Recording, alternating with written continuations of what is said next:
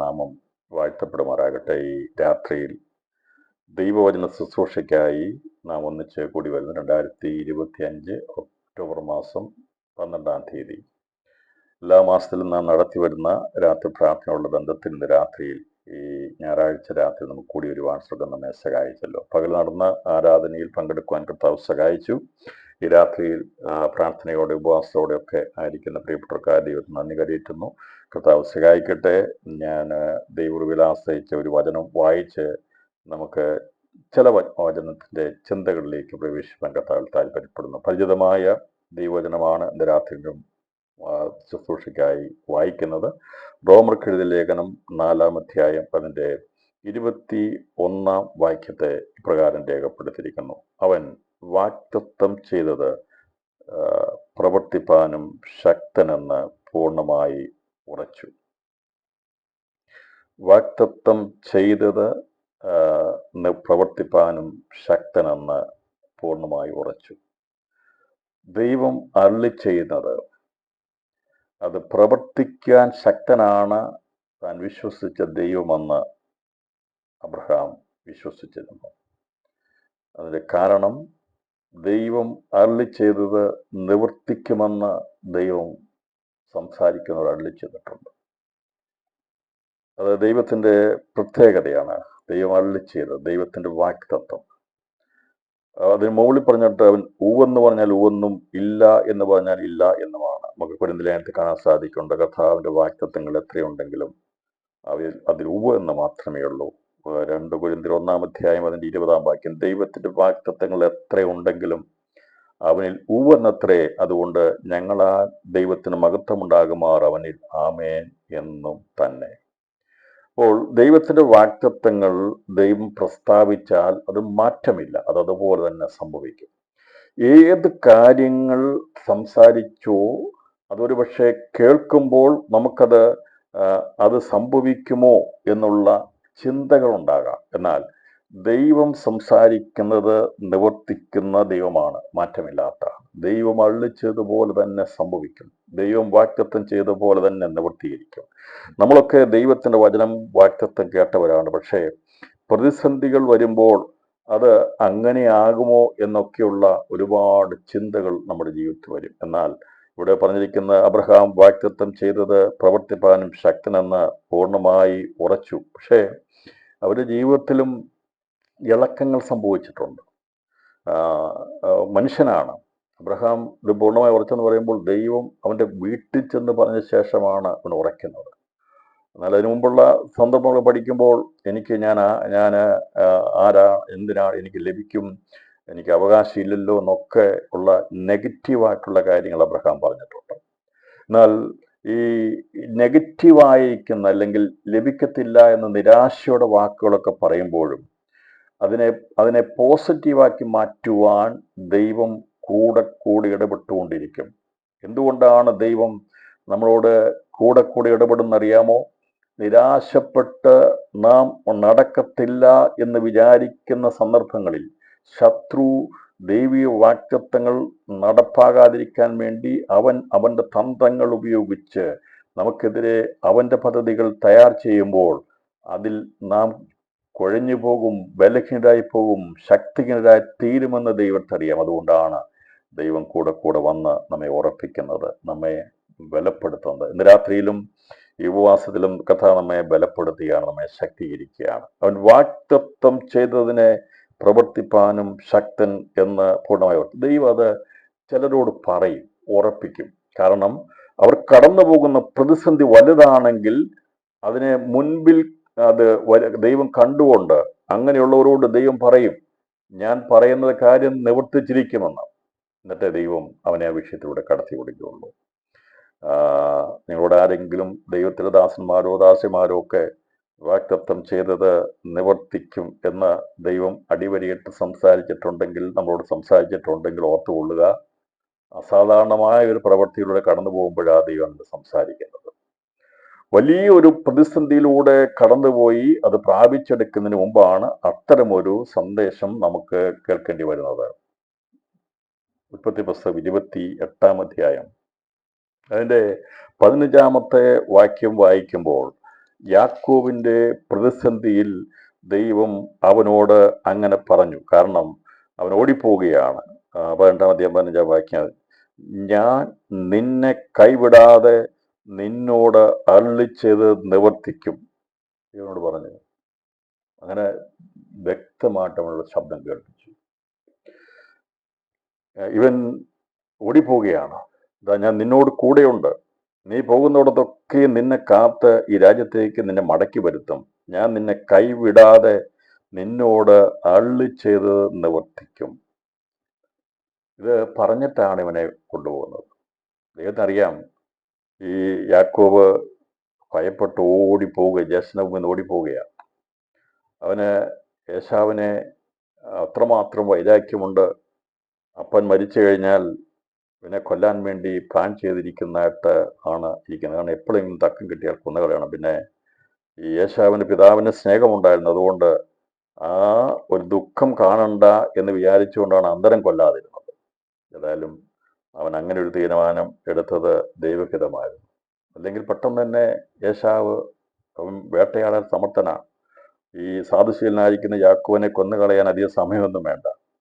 എപ്പം വേണമെങ്കിലും അവനെ കെണിവെച്ച് കൊല്ലാൻ കഴിയും. പക്ഷേ ദൈവം അനുവദിച്ചു കൊടുത്തില്ല. അവൻ്റെ ഒരു ചിന്ത കൊടുത്തു, അപ്പന് ദുഃഖമായി തീരും, അതുകൊണ്ട് തുടരുമെന്ന് പറഞ്ഞു. പിന്നീട് ഈ ഒരു വിഷയം യാക്കോബിനുണ്ടായിരുന്നു. വളരെ പേടിയോടെയാണ് അവൻ അവിടുന്ന് ഓടിപ്പോകുന്നത്. ദൈവനോട് പറഞ്ഞു, നീ ചെയ്തതൊന്നും നിന്റെ സ്വന്തം പ്ലാനിൽ ചെയ്തതല്ല, എൻ്റെ ഇഷ്ടപ്രകാരം ചെയ്തതാണ്. എനിക്ക് നിന്നിൽ പ്രസാദമുണ്ടായിരുന്നു. അബ്രഹാമിന്റെ മകനായിരിക്കുന്ന ഇസഹാക്കിന്റെ മക്കളിൽ ദൈവത്തിന്റെ വാഗ്ദത്തങ്ങളെ ഊട്ടി ഉറപ്പിക്കുവാൻ, അത് തലമുറ തലമുറയായി കൈമാറുവാൻ ദൈവം കണ്ടത്, ദൈവം ശില്പിയായി നിർമ്മിച്ചതും അടിസ്ഥാനങ്ങളുള്ളതുമായ നഗരത്തിന് വേണ്ടി കാത്തിരുന്ന അബ്രഹാമിനോടും ഇസ്ഹാക്കിനോടും കൂടെ കൂടാരങ്ങളിൽ പാർത്ത് ദൈവത്തിന്റെ ആലോചനകളെ കേട്ട നിന്റെ മേലാണ് എനിക്ക് ദൃഷ്ടിയുള്ളത്. അതുകൊണ്ട് നിനക്ക് വാഗ്ദത്തം ലഭിക്കണം, നിനക്കത് നൽകണം. നീ ഉത്തരവാദിത്തമുള്ളവനായതുകൊണ്ട്, എനിക്ക് നിന്നെ പ്രിയനായതുകൊണ്ടാണ് ഇങ്ങനെയുള്ള സംഭവങ്ങളൊക്കെ നടന്നത്. അതുകൊണ്ട് നീ ഭയപ്പെടുകയൊന്നും വേണ്ട, ഞാൻ നിന്നോട് കൂടെയുണ്ട്. ലോകമെന്തും പറഞ്ഞുകൊള്ളട്ടെ, നിന്നെ ഉപായി എന്നോ ചതിയനെന്നോ എന്തും പറഞ്ഞുകൊള്ളട്ടെ, പക്ഷേ നിന്നെ ഗർഭത്തിൽ വഹിക്കുന്ന സമയത്ത് തന്നെ നിന്റെ അമ്മയോട് അത് സംസാരിച്ചിട്ടുണ്ട്, റിബേക്കയോട് സംസാരിച്ചിട്ടുണ്ട്, ആരാകും നീ എന്നുള്ളതിനെ കുറിച്ചുള്ള കാഴ്ചപ്പാട് അവൾ കൊടുത്തിട്ടുണ്ട്. അതുകൊണ്ടാണ് അവൾ അങ്ങനെ ചെയ്തതല്ലാതെ അവളോട് ചതിവല്ല ചെയ്തത്. കാരണം അബ്രഹാമിന് കൊടുത്തിരിക്കുന്ന വാഗ്ദത്തം ഇസ്ഹാക്കിലൂടെ വരുമ്പോൾ ഉത്തരവാദിത്തമുള്ള, അലസത കാണിക്കാത്ത, ഉദാസീനത കാണിക്കാത്ത, ദൈവത്തിന്റെ വിളിയെ നിസാരമായി കണക്കാക്കാതിരിക്കുന്നതിന്റെ മേൽ വരണമെന്നുള്ളത് കൊണ്ടാണ് അത് അവന്റെ മേൽ വന്നത്. നമുക്കറിയാം, യേശാവിനെ സംബന്ധിച്ചിടത്തോളം അവന് ഒരു പായസത്തിന് അവൻ്റെ ജ്യേഷ്ഠാവകാശം നഷ്ടമായി കളയാൻ അവനത് വലിയ കാര്യമായിരുന്നില്ല. അതുകൊണ്ടാണ് ദൈവം അവനെ മാറ്റിയിട്ട് ഈ യാക്കോബിനെ ദൈവം സ്നേഹിച്ചത്. എന്നാൽ അത് ഉണ്ടായ പ്രശ്നങ്ങളും പ്രതിസന്ധികളും വളരെയായിരുന്നു. പക്ഷെ ഇവൻ അവിടുന്ന് ഓടിപ്പോകുന്നതിനെ കുറിച്ച് നമുക്കറിയാം. ദൈവനോട് സംസാരിച്ചതൊക്കെ പിന്നീട് നമുക്ക് കാണാൻ സാധിക്കുന്നത്, ഇത് നിവൃത്തിയാകുമോ എന്നുള്ള വിഷയങ്ങൾ വന്നവൻ പലപ്പോഴും ആടി ഉലഞ്ഞിട്ടുണ്ട്, വേദനപ്പെട്ടു പോയിട്ടുണ്ട്. വാഗ്ദത്തം ലഭിച്ചിട്ടുണ്ടെങ്കിൽ ആടി ഉലയുന്ന പല സംഭവങ്ങളും ഉണ്ടാകും. പക്ഷെ എന്നാൽ ഇന്ന് രാത്രി ദൈവാത്മാവ് പറയുക, അരുളി ചെയ്തവൻ അത് നിവർത്തിപ്പാനും ശക്തൻ തന്നെയാണ്. എത്ര പ്രതിബന്ധങ്ങൾ ഉണ്ടായാലും, ഏത് പ്രശ്നമുണ്ടായാലും, ദൈവം നമ്മളോട് പറഞ്ഞിരിക്കുന്ന വാക്കുകളും വാഗ്ദത്തങ്ങളും അത് അതാതിൻ്റെ സമയത്ത് ദൈവം നിവർത്തിക്കുമെന്നാണ് നമുക്ക് ദൈവം പഠിക്കുമ്പോൾ നമുക്ക് കാണാൻ സാധിക്കുന്നത്. വരളിച്ചത് ആരാണ്? നമ്മളോട് വാക്ക് പറഞ്ഞിരിക്കുന്നത് സർവശക്തനായിരിക്കുന്ന ദൈവം നമ്മളോട് വാക്ക് പറഞ്ഞാൽ അതിനപ്പുറമായിട്ടൊരു വാക്കില്ല. എന്നാൽ അത് നമുക്ക് മനസ്സിലാകേണ്ട പോലെ മനസ്സിലാക്കാൻ കഴിയത്തില്ല. യാക്കോബിന്റെ ജീവിതത്തിൽ അവനോട് ഇത് പറഞ്ഞു കഴിഞ്ഞപ്പോൾ അവന് വളരെ സന്തോഷം തോന്നി. ഞാൻ നിന്നെ കൈവിടാതെ നിന്നോട് അരുളിച്ചത് നിവർത്തിക്കുമെന്നുള്ള വാഗ്ദത്തം അവൻ്റെ ഹൃദയത്തിൽ ദൈവം ഇംപ്രിന്റ് ചെയ്തു എന്ന് പറഞ്ഞാൽ അത് അങ്ങ് എഴുതി ചേർത്തു. ഇന്ന് രാത്രിയിലും ദൈവാത്മാവ് നമ്മളോട് പറയുക, ഞാൻ നിന്നെ കൈവിടാതെ നിന്നോട് അരുളി ചെയ്തത് നിവർത്തിക്കും. എത്ര പേർ വിശ്വസിക്കുന്നു? അത് അന്ന് യാക്കോബിനോട് മാത്രമാ പറഞ്ഞെങ്കിൽ ഇന്ന് ദൈവത്തിൻ്റെ ആത്മാവ്, പരിശുദ്ധാത്മാവ് നമ്മളെ ഓർപ്പിച്ചുണർത്തുകയാണ്. ദൈവമായ കർത്താവ് പുതിയ നിയമത്തിൽ നമ്മെ പരിശുദ്ധാത്മാവ് ഓർപ്പിച്ചുണർത്തി ദൈവം പറയുന്നത്, നിന്നെ ആരെല്ലാം കൈവിടിഞ്ഞാലും ഞാൻ നിന്നെ കൈവിടുകയില്ല. നിന്നെ ആര് കൈവിടിഞ്ഞാലും കൈവിടത്തില്ല. അവിടെ പറയുന്നത്, ഞാൻ നിന്നെ കൈവിടാതെ നിന്നോട് ഞാൻ അരുളി ചെയ്തത് നിവർത്തിക്കും. എത്ര പേർ വിശ്വസിക്കുന്നു? ഇന്ന് രാത്രിയിൽ ഈ ഉപവാസ പ്രാർത്ഥന വിശ്വസിക്കുന്നു, ദൈവം എന്നോട് അരുളി ചെയ്തത് നിവർത്തിക്കും. പക്ഷേ ഈ അരുളി ചെയ്തത് നിവർത്തിക്കണമെങ്കിൽ അത് ഒരുപാട് പ്രതിസന്ധിയിലൂടെ കടന്നു പോയെങ്കിലേ അതിലേക്ക് എത്താൻ കഴിയത്തുള്ളൂ. നമ്മെ ദൈവം പണിതെടുത്ത് വാഗ്ദത്തം നമ്മുടെ മേൽ നൽകാൻ വേണ്ടി നാം ഒരുപാട് പ്രതിസന്ധികളെ തരണം ചെയ്യേണ്ടതായിട്ട് വരും. ഇവിടെ നമുക്ക് കാണാൻ സാധിക്കുന്നത്, നീ കിടക്കുന്ന ഭൂമി ഞാൻ നിനക്ക് നിന്റെ സന്തതിക്കും തരും, നിന്റെ സന്തതി ഭൂമിയിലെ പൊടി പോലെയാകും, നീ പടിഞ്ഞാറോട്ടും കിഴക്കോട്ടും വടക്കോട്ടും തെക്കോട്ടും പരക്കും, നീ മുഖാന്തരവും നിന്റെ സന്തതി മുഖാന്തരവും ഭൂമിയിലെ സകല വംശങ്ങളും അനുഗ്രഹിക്കപ്പെടും, ഇതാ ഞാൻ നിന്നോട് കൂടെ ഉണ്ടെന്ന് പറഞ്ഞു. അപ്പൊ ദൈവം അവനോട് പറഞ്ഞു, ലോകം അവനെ നോക്കുന്നത്, ജ്യേഷ്ഠം നോക്കിയത് ഉപായിയായി ചതിച്ചു അപ്പൻ്റെ അനുഗ്രഹം വാങ്ങിച്ചോണ്ട് തട്ടിക്കൊണ്ട് പോകാനാണ് വിചാരിച്ചത്. പക്ഷേ ദൈവം പറഞ്ഞു, നീ അനുഗ്രഹിക്കപ്പെട്ടവനാ. നീ മാത്രമല്ല, നിന്നിൽ ഭൂമിയിലെ സകല വംശങ്ങളും നീ മുഖാന്തരം നിന്റെ സന്തതി മുഖാന്തരവും ഭൂമിയിലെ സകല വംശങ്ങളും അനുഗ്രഹിക്കും. അബ്രഹാമോട് പറഞ്ഞ സുവിശേഷം, ഈ സുവിശേഷം ആവർത്തിക്കപ്പെടുകയാണ്. ഇസ്ഹാക്കിന്റെ മകനായിരിക്കുന്ന യാക്കോബാകുന്ന ഇസ്രായേലിനോട് വാഗ്ദത്തം പറഞ്ഞു, നിന്റെ സന്തതി മുഖാന്തരം ഭൂമിയിലെ സകല വംശങ്ങളും അനുഗ്രഹിക്കപ്പെടും. ആ വാഗ്ദത്തം അത് മുമ്പോട്ട് വന്ന് നമുക്ക് കാണാൻ സാധിക്കുന്നത്, വാക്ക് പറഞ്ഞവൻ മാറിപ്പോയില്ല. ഇന്ന് ഇതിൻ്റെ പ്രതിസന്ധികളെയും പ്രശ്നങ്ങളെയും തരണം ചെയ്ത് യാക്കോബ് എങ്ങനെയാണ് മടങ്ങി വന്നത് എന്നുള്ളത് നമുക്കറിയാം. എന്നാൽ യാക്കോബിൻ്റെ ജീവിതത്തിലെ പ്രശ്നങ്ങൾ വന്നപ്പോഴെല്ലാം ഞാൻ വിചാരിച്ചു തീർന്നു പോയെന്നാണ്. ഇവിടെ വംശാവലി എഴുതി വരുമ്പോൾ സന്തതി പരമ്പര ഉണ്ടാകുമെന്നൊക്കെ പറഞ്ഞാൽ പോയതെങ്കിൽ പിന്നീട് നമുക്ക് കാണാൻ സാധ്യത ഓരോന്നോരോന്നായി കുറഞ്ഞു പോവുകയാണ് ചെയ്തത്. യോസഫില്ല, അല്ലേ? ശിമിയോനില്ല, യൂബേനില്ല, ബെന്യാമീനെ കൊണ്ടുപോകും.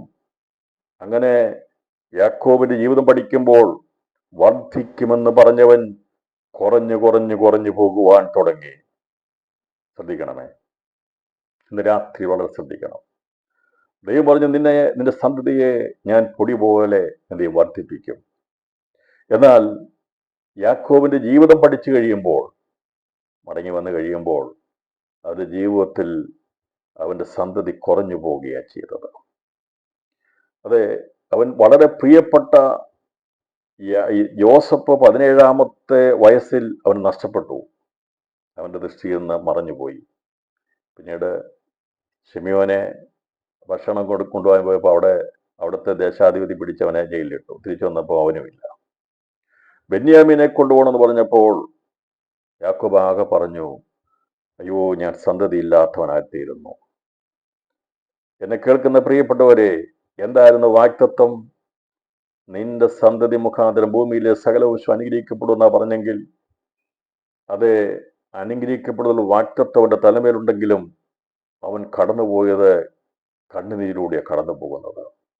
വാഗ്ദത്തം അവന്റെ മേൽ അത് നിറവേറപ്പെടുവാൻ വേണ്ടി അവനെ കടത്തിവിട്ടത് കണ്ണുനീർ താഴ്വരയിലൂടെ കടത്തിവിട്ടു.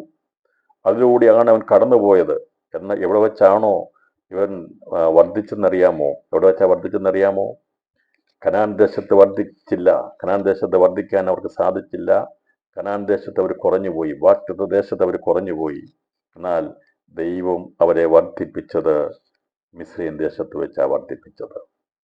നാം ഒരുപക്ഷെ വിചാരിക്കും വാഗ്ദത്തം ലഭിച്ച സ്ഥലത്ത് നമുക്ക് വർധനമുണ്ടാകുമെന്ന്. നമ്മുടെ കണക്കൂട്ടലൊക്കെ അങ്ങനെയാണ്. പക്ഷേ ദൈവം അവിടെ വെച്ച് അവരെ വർദ്ധിപ്പിച്ചില്ല. അവരെ വർദ്ധിപ്പിച്ചത് നമുക്ക് വളരെ വ്യക്തമായി കാണാൻ സാധിക്കുന്നത്, ഉൽപ്പത്തി പുസ്തകത്തിൽ അവിടെ നമുക്ക് കാണാൻ സാധിക്കുന്നത്, ഏറ്റവും സന്താന പുഷ്ടിയുള്ളവരായിരുന്നത് റെമേസ്യസിലെ വെച്ചാണ്. ഉൽപ്പത്തി 47-ാം അധ്യായം അതിൻ്റെ 27-ാം വാക്യം. ഇസ്രായേൽ മിസ്രയീം രാജ്യത്തിലെ ഹോശിൻ ദേശത്ത് പാർത്തു. അവിടെ അവകാശം സമ്പാദിച്ച് ഏറ്റവും സന്താന പുഷ്ടിയുള്ളവരായി പെരുകി വന്നു. ഞാൻ എൻ്റെ മുഴുവൻ ചേർത്തെടുത്ത് പോകാത്തതിൻ്റെ കാരണം, നമ്മളൊക്കെ ധരിച്ചു വെക്കുന്നത്, ചിന്തിച്ചിരുന്നത്, അല്ലെങ്കിൽ ആലോചിക്കുന്നത് വാഗ്ദത്ത ദേശമായ കനാൻ ദേശത്ത് വെച്ച് വരുമെന്നാണ്. എന്നാൽ ഇവരെ വർദ്ധിപ്പിച്ചത് സങ്കടദേശത്ത് വെച്ചാണ് വർദ്ധിപ്പിച്ചത്. സങ്കടദേശത്ത് വെച്ച് വർധനവുണ്ടാകണമോ, ഒരു സങ്കടം അതിന്റെ പിമ്പിലുണ്ടാകും. അതുകൊണ്ട് യോസഫ് മകനെ പേരിട്ടപ്പോൾ പറഞ്ഞത്, എബ്രഹീം എന്ന് പേരിട്ടപ്പോൾ പറഞ്ഞു, സങ്കടദേശത്ത് എന്നെ വർദ്ധിപ്പിച്ചു. കനാൻ ദേശത്ത് വെച്ചല്ല, വാഗ്ദത്ത ദേശത്ത് വെച്ചല്ല ജോസഫിന് വർധനവുണ്ടായത്. അവൻ പറഞ്ഞു, മകനെ പേരിട്ടു, സങ്കടദേശത്ത് വെച്ച് ദൈവം എന്നെ വർദ്ധിപ്പിച്ചു എന്ന് പറഞ്ഞ് അവൻ എബ്രഹീം എന്ന് പേരിട്ടു. അപ്പോൾ ഈ സങ്കടദേശത്തേക്ക് കൊണ്ടുപോകാൻ കാരണം വർധനവിന് വേണ്ടിയായിരുന്നു. നമ്മൾ വാഗ്ദത്തങ്ങളെയൊക്കെ പിടിക്കുമ്പോൾ നമ്മൾ വിചാരിക്കും ഇന്ന സ്ഥലത്ത് നമ്മൾ ഉദ്ദേശിക്കുന്ന പ്ലാൻ അനുസരിച്ച് അവിടെ ഇപ്പം യാക്കോബ് മടങ്ങി വന്ന് പോരുന്ന വഴിക്ക് ഈ ഏശാവിൽ നിന്നുള്ള വിടുതൽ കിട്ടിക്കഴിഞ്ഞപ്പം അദ്ദേഹം സൂക്കോത്തിൽ വന്ന് കൂടാരൊക്കെ അടിച്ച് അവിടെ താമസിക്കാൻ തുടങ്ങി.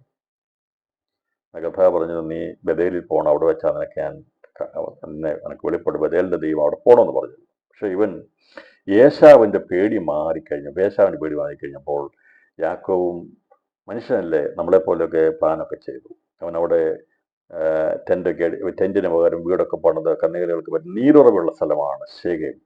ആ സ്ഥലത്ത് സൂക്കോത്തിന് ആ ഭാഗത്ത് നല്ല നല്ല നീരുറവയുണ്ട്, കന്നുകാലികൾക്കും ആടിനും ഒക്കെ പറ്റുന്ന സ്ഥലമാണ്. ഇദ്ദേഹം വിചാരിച്ചു കനാൻ ദേശത്തേക്ക് പോകുന്നതിന് മുമ്പ് ഒന്ന് പണക്കാരനായ ധനികനായിട്ട് അങ്ങോട്ട് പോകാം, കുറച്ചും കൂടിയൊക്കെ സമ്പാദിക്കാമെന്ന് വിചാരിച്ചുകൊണ്ട് അവൻ ബദേലിലേക്ക് പോകാതെ സൂക്കോത്തിൽ വീട് പണിതൊക്കെ താമസിച്ചപ്പോഴാണ് ദൈവനെ അവിടുന്ന് പൊക്കി വിട്ടത്. നമുക്കറിയാം, അവിടുന്ന് അവനെ ഭയം കൊടുത്ത് അവനെ അവിടുന്ന് ബദേലിലേക്ക് അയക്കാൻ കഴിയും. അതുകൊണ്ട് എന്താ സംഭവിച്ചെന്നറിയാമോ? ഇവൻ അവിടെ പദ്ധതി ഇട്ടത് കൊണ്ട് ഈ റാഹേൽ വഴി വെച്ച് മരിക്കേണ്ടതായിരുന്നില്ല. എന്നാൽ ഇവിടെ വന്ന താമസമാണ് അവളെയും കൊണ്ട് അവിടെ എത്താൻ കഴിയാതെ പോയത്. ഞാനത് വിശ്വസിക്കുന്ന കാരണം റാഹേൽ ഗർഭിണിയായിരുന്നു. ഈ ഇസ്ഹാക്കിന്റെ താമസ സ്ഥലമായിരിക്കുന്ന സ്ഥലത്തേക്ക് എത്തിച്ചേരാനുള്ള ദൂരം അധികമില്ലായിരുന്നു. പക്ഷേ യാക്കോബ് സ്വയമായിട്ടുള്ള ചില ചിന്തയെടുത്ത് അവൻ അവിടെ ദൈവത്തിന് ആലയമൊക്കെ അവിടെ ആ യാഗപീഠമൊക്കെ പണിത് ആരാധിച്ചു, ശരിയാ. പക്ഷെ അതുകൊണ്ട് അവന്റെ ജീവിതത്തിൽ എന്താ സംഭവിച്ചെന്നറിയാമോ? ദൈവത്തിൽ നിന്ന് അവൻ പദ്ധതികൾ മാറ്റി സ്വയത്തിന്റെ പ്രവൃത്തിയിലേക്ക് വന്നു കഴിഞ്ഞപ്പോൾ പരാജയമുണ്ടായി. പിന്നീട് ദൈവം അത് പറഞ്ഞു വിടുമ്പോൾ ബാക്കിലൊക്കെ പോയി ഈ ബെത്ലഹേമിന് അല്പം അധികം ദൂരമല്ലാത്ത സ്ഥലത്ത് വെച്ച് അവൾ മരിച്ചു, അവളെ അവിടെ അടക്കം ചെയ്തെന്നൊക്കെയാണ് പറഞ്ഞിരിക്കുന്നത്. ഞാൻ പറഞ്ഞത്, ഈ ദൈവം പറയുന്ന കാര്യങ്ങളെന്ന് നമുക്ക് സ്വസ്ഥതയൊക്കെ കിട്ടിക്കഴിയുമ്പോൾ നാം നമ്മുടേതായിട്ടുള്ള ബുദ്ധിയൊക്കെ ഉപയോഗിക്കും, അല്ലേ? ഈ കണ്ണുനീരും കരച്ചിലൊക്കെ നല്ല തീച്ചൂടുള്ള സമയത്ത് ഉണ്ടാകുന്നതാണ്. അല്പം ഒരു സ്വസ്ഥത കിട്ടിക്കഴിയുമ്പോഴത്തേനെ നമ്മൾ റിലാക്സ് ചെയ്യും, നമ്മൾ സ്വസ്ഥമായിരുന്നു. അത് എന്നെയും നിങ്ങളെ സംബന്ധിക്കുന്ന വിഷയങ്ങളാണ്. നമ്മൾ ഒരു കർഷകയിൽ ഇരുന്ന് പ്രാർത്ഥിക്കുന്ന പോലെ, നമ്മൾ ഉപസിക്കുന്ന പോലെ നമ്മളൊരു നല്ല സമയത്ത് നമ്മൾ ഉപസിക്കുമോ? ഇല്ല. അത് മനുഷ്യ അങ്ങനെ പറ്റത്തില്ല. ഇവിടെയും യാക്കോബിന്റെ ജീവിതത്തിൽ അവന് സമാധാനം കിട്ടി, സ്വസ്ഥ കിട്ടിക്കഴിഞ്ഞപ്പോൾ അവൻ വിചാരിച്ചു ഇവിടെ തമ്പടിക്കാം, ഇവിടെ കിടക്കാം, ദൈവം ചേർന്ന വാഗ്ദത്തങ്ങളൊക്കെ വിട്ട് കളഞ്ഞു. പക്ഷെ ദൈവം വാക്ക് പറഞ്ഞാൽ എവിടെ നിന്നെ യാഗപീഠം പണിയണമെന്ന് ദൈവം ഉദ്ദേശിച്ചിട്ടുണ്ടോ അവിടെ ദൈവം കൊണ്ടുചെന്നാക്കിക്കും, അവിടെ കൊണ്ടുചെല്ലും, ദൈവം അവിടെ എത്തിക്കും. അതാണ് ദൈവപ്രവൃത്തി. ഞാൻ ഇതിലേക്ക് കടന്നു പോകാൻ ആഗ്രഹിക്കുന്നില്ല. അത് അവന് കൊടുക്കുകയും ചെയ്യും. ദൈവം അവിടെ കൊടുത്തു. അവനെ ബദേലിലെത്തി. ആ ലൂസ് എന്ന പേര് അവൻ ബദേലാക്കി മാറ്റിയതാണ്. അങ്ങനെ മാറ്റിയതിന് ശേഷമായി ബദേലിൽ വെച്ച് ദൈവം സംസാരിച്ചു, ഇടപെട്ടു. ആദ്യം എവിടെ വെച്ചാണോ ദൈവം ഇടപെട്ടത് അവിടേക്ക് മടങ്ങി ചെല്ലാനാണ് ദൈവം പറഞ്ഞത്. ബാക്കിയുള്ള കാര്യം ദൈവം പിന്നീടാണ് ചെയ്യുന്നത്. ശിവൻ അതിനു മുമ്പായി സ്വയമായിട്ടുള്ള ചില കാര്യങ്ങളൊക്കെ എടുത്തു. നമുക്ക് സമസ്വഭാവമുള്ളവനാ എല്ലാ പ്രവാചകന്മാരും മനുഷ്യൻ. കുറവ് പറ്റാത്ത ഒരു വിശ്വാസിയില്ല, ഉണ്ടോ?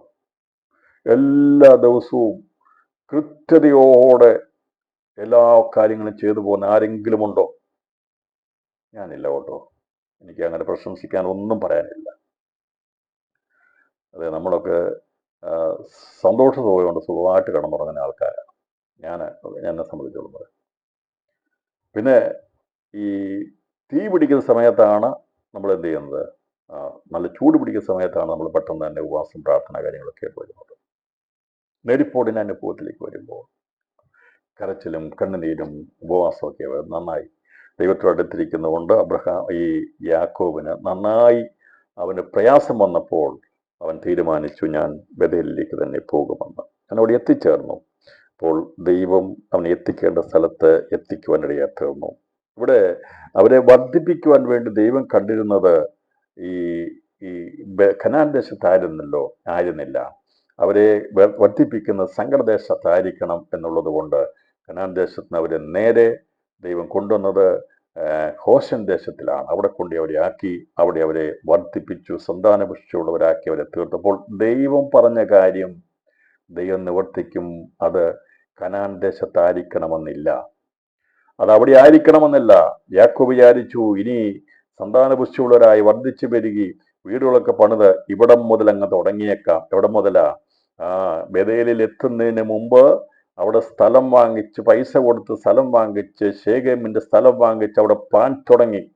അവിടെ മുതൽ അവൻ വിചാരിച്ചു, ഈ ശേഖേം മുതൽ ബേതേൽ വരെയും എനിക്ക് എൻ്റെ കഴിവുപയോഗിച്ച് ഞാൻ എന്ത് ചെയ്യും, സ്ഥലങ്ങൾ പിടിച്ചടക്കി എൻ്റെതാക്കി മാറ്റും, എൻ്റെ കുഞ്ഞുങ്ങൾക്ക് ഭവനത്തിന് വേണ്ടി, കുടുംബങ്ങൾക്ക് വേണ്ടി സമ്പാദിച്ചു കൂട്ടുമെന്നുള്ള പ്ലാനോടുകൂടി യാക്കോബ് പദ്ധതിയിട്ടപ്പോൾ അവൻ്റെ പൈസ കൊടുത്ത് അവിടെ സ്ഥലം വാങ്ങിക്കാൻ തുടങ്ങി. ദൈവം പറഞ്ഞു, വാക്തത്വമായിട്ട് നൽകാന്നാണ് പറഞ്ഞത്.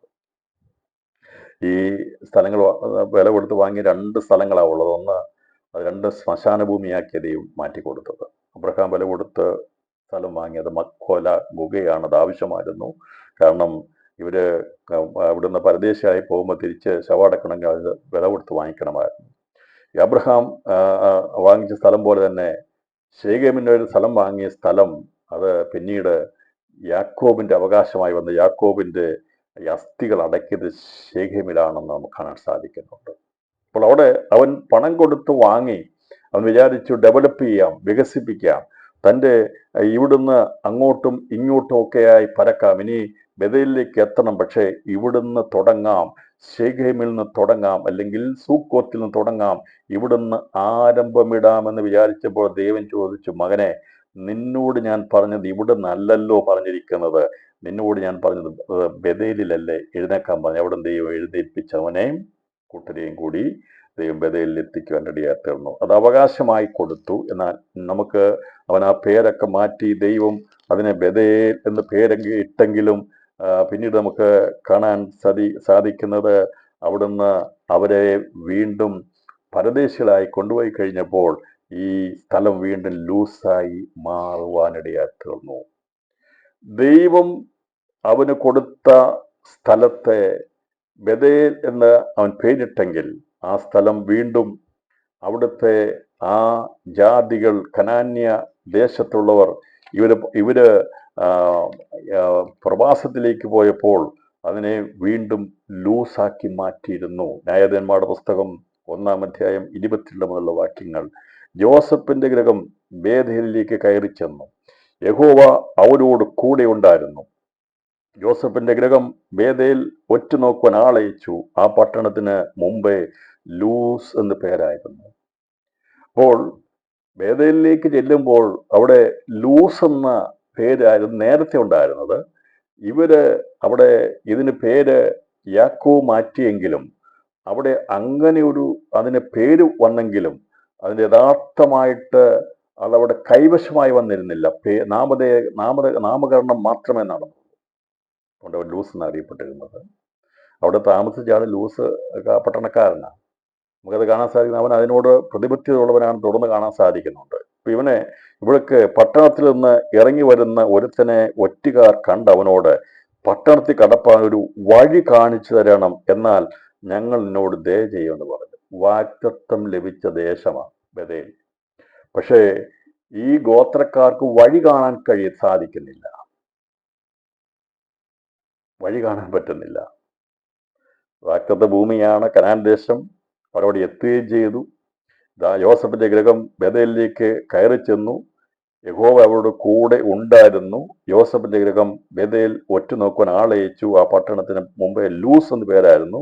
പട്ടണത്തിന് ഇറങ്ങി വരുന്ന ഒരുത്തനെ ഒറ്റുകാർ കണ്ടവനോട്, പട്ടണത്തെ കണ്ടപ്പോൾ ഒരു വഴി കാണിച്ചു തരാം. ഈ ബഥേൽ പട്ടണം അവരുടെ കൈവശം കിട്ടണമെങ്കിൽ ഒരു വഴി ഉണ്ടെങ്കിലേ അവിടേക്ക് ചെല്ലാൻ പറ്റത്തുള്ളൂ. അത് ഇവർ നോക്കിയപ്പോൾ വഴി കണ്ടുപിടിക്കാൻ പറ്റിയില്ല. നമ്മൾ ആലോചിച്ച് നോക്കുക, ആ പട്ടണത്തിലേക്കുള്ള വഴി കാണാൻ പറ്റാതെ പോകുന്നുണ്ടെങ്കിൽ അതിന്റെ കാരണം അത്രമാത്രം ആസൂത്രിതമായിട്ടുള്ള ഒരു പട്ടണമായിരുന്നു ഈ ലൂസ്. അവർക്ക് വേഗത്തിൽ കടന്നെല്ലാം കഴിയാത്ത വിധത്തിൽ ഇവരുടെ അവകാശത്തെ അവരെ കൈവശപ്പെടുത്തിക്കൊണ്ടിരിക്കുക. ഇന്ന് രാത്രിയിലും പ്രിയപ്പെട്ടവരെ, നമ്മളോട് വാഗ്ദത്തം ചെയ്ത പല കാര്യങ്ങളെയും ശത്രു ചില സമയങ്ങളിൽ കൈവശപ്പെടുത്തി വെക്കും, അതിനെ കീഴ്പ്പെടുത്തി വെക്കും. ഇവിടെ എങ്ങനെ സംഭവിക്കുന്നത്? വാഗ്ദത്തം ഇവിടേതായിരുന്നു, ഇവിടെയാണ് കനാൻ ദേശം. പക്ഷേ പ്രവാസത്തിലേക്ക് പോയി ദൈവം അവരെ വർദ്ധിപ്പിച്ച് ദൈവത്തിന്റെ ആലോചന എത്രയായിരുന്നു അത്രമാത്രം ആ ആലോചന പ്രകാരം വർധനവുണ്ടാക്കി ദൈവം അവരെ മടക്കിക്കൊണ്ടുവരുവാൻ ഈ യാക്കോബിനോട് പറഞ്ഞ എല്ലാ കാര്യങ്ങളും അവന്റെ ജീവിതത്തിൽ നിവൃത്തീകരിച്ചു കൊടുത്തു. അത് അവന്റെ സാക്ഷ്യത്തിൽ അവൻ മക്കളോട് പറയുന്നുണ്ട്. അത് മരിക്കുന്നതിന് മുമ്പ് അവനത് മക്കളെ ഓർപ്പിച്ചിട്ടാണ് അവൻ മരിക്കുന്നത്. ദൈവം എന്നോട് കൂടിയിരുന്നു എന്ന് പറഞ്ഞ് അവന്റെ സാക്ഷ്യം മക്കളോട് പറയുന്നുണ്ട്. അവന്റെ അവസാന സമയത്ത് ഒരു ജീവചരിത്രം മുഴുവനും ചുരുക്കം വാക്കുകളിൽ അന്ന് യോസഫ് ഉള്ളവരോട് പറയുമട്ടെ. 49 അധ്യായം 28 മുതലുള്ള വാക്യങ്ങളാണ് എൻ്റെ ജനത്തോട് പറഞ്ഞിരിക്കുന്നതാണ്. അപ്പോൾ മുഴുവൻ കാര്യങ്ങൾ പറഞ്ഞിരിക്കുകയാണ് അവിടെ. അവനെ വർദ്ധിപ്പിച്ചെന്നും സാറായും അവിടെ പറഞ്ഞിരിക്കുകയാണ്. അതിനുശേഷമാണ് അവൻ മരിപ്പാടുന്നത്. കാരണം ഈ 12 ഗോത്രങ്ങളെ കുറിച്ചുള്ള എല്ലാ വിധത്തിലുള്ളതായ കാര്യങ്ങളും അവൻ പറഞ്ഞ ശേഷമായിട്ടാണ് അവൻ അവിടെ വെച്ച് മരിക്കുന്നത്. അപ്പോൾ ഈ 48-ാം അധ്യായത്തിലാണ് ജോസഫിനോടാണ് ചരിത്രം മുഴുവൻ പറഞ്ഞു കൊടുക്കുന്നത്. മുഴുവൻ ചരിത്രം പറഞ്ഞു കൊടുക്കുകയാണ്. 48-ാം അധ്യായം 7 മുതലുള്ള വാക്യങ്ങൾ. കനാൻ ദേശത്ത് എബ്രാത്തിൽ വരുമ്പോൾ, കനാൻ ദേശത്ത് എബ്രാത്തിൽ എത്തുവാൻ അല്പം ദൂരം മാത്രമുള്ളപ്പോൾ വഴി വെച്ച് റാഖേൽ മരിച്ചു. ഞാൻ അവളെ അവിടെ വേദഹൈവന്റെ എബ്രാത്തിനരികെ വഴിയിൽ അടക്കം ചെയ്തു. ഇസ്രായേൽ ജോസഫിന്റെ പുത്രന്മാരെ കണ്ടപ്പോൾ ഇവർ ആരെന്ന് ചോദിച്ചു. ദൈവം ഇവിടെ എനിക്ക് തന്നിട്ടുള്ള പുത്രന്മാർ എന്ന് ജോസഫ് അപ്പനോട് പറഞ്ഞു. അവർ എൻ്റെ അടുക്കൽ കൊണ്ടുപോവാ. ഇങ്ങനെ പറഞ്ഞിട്ട് 11-ാം വാക്യത്തിൽ പറയുകയാണ്, ഇസ്രായേൽ ജോസഫിനോട് നിന്റെ മുഖം കാണുമെന്ന് ഞാൻ വിചാരിച്ചിരുന്നില്ല, നിന്റെ സന്തതിയെയും കാണുവാൻ ദൈവം എനിക്ക് സംഗതി വരുത്തിയല്ലോ എന്ന് പറഞ്ഞ് അവൻ കുഞ്ഞുങ്ങളെ അനുഗ്രഹിക്കുകയാണ്. എല്ലാ കാര്യങ്ങളും തുറന്നു പറഞ്ഞിട്ടാണ് ജീവിതത്തിൽ വന്ന സകല കാര്യങ്ങളും ഓർമ്മിപ്പിച്ച് ജോസഫിനോടും തൻ്റെ മക്കളോട് എല്ലാവരോടും പറഞ്ഞു, എൻ്റെ ദൈവം എനിക്ക് ഒരു ദോഷവും ചെയ്യാതെ എന്നെ ഇവിടെ കൊണ്ടുവന്നു എന്നുള്ളത് അവൻ അവിടെ സാക്ഷ്യം പറയുകയാണ്. യാതൊരുവിധമായ ദോഷവും ചെയ്യാതെ ദൈവം അവനെ അവിടെ കൊണ്ടുവന്നതിനെക്കുറിച്ചുള്ള കാര്യം അവരോട് പറയുവാനിടയായിത്തീർന്നു. പറയുന്നത് സന്തതികൾക്ക് അവകാശമായി കിട്ടുമെന്നും ഒരു ദോഷവും കൂടാതെ അവരെ അവിടെ എത്തിച്ചെന്നുള്ളതായ സാക്ഷ്യം യാക്കോബ് തൻ്റെ മക്കളോട് പറയുവാനിടയായിത്തീർന്നു. അപ്പോൾ ഈ ദേശം ഇവർക്കുള്ളതാണ്, യോസഫ് ഗ്രഹത്തിനുള്ളതാണ്. അതിന് പേരിട്ടിരിക്കുന്നത് ബഥേൽ എന്നാണ്. പക്ഷെ അത് വീണ്ടും ലൂസ് എന്ന പേരാക്കി മാറ്റി.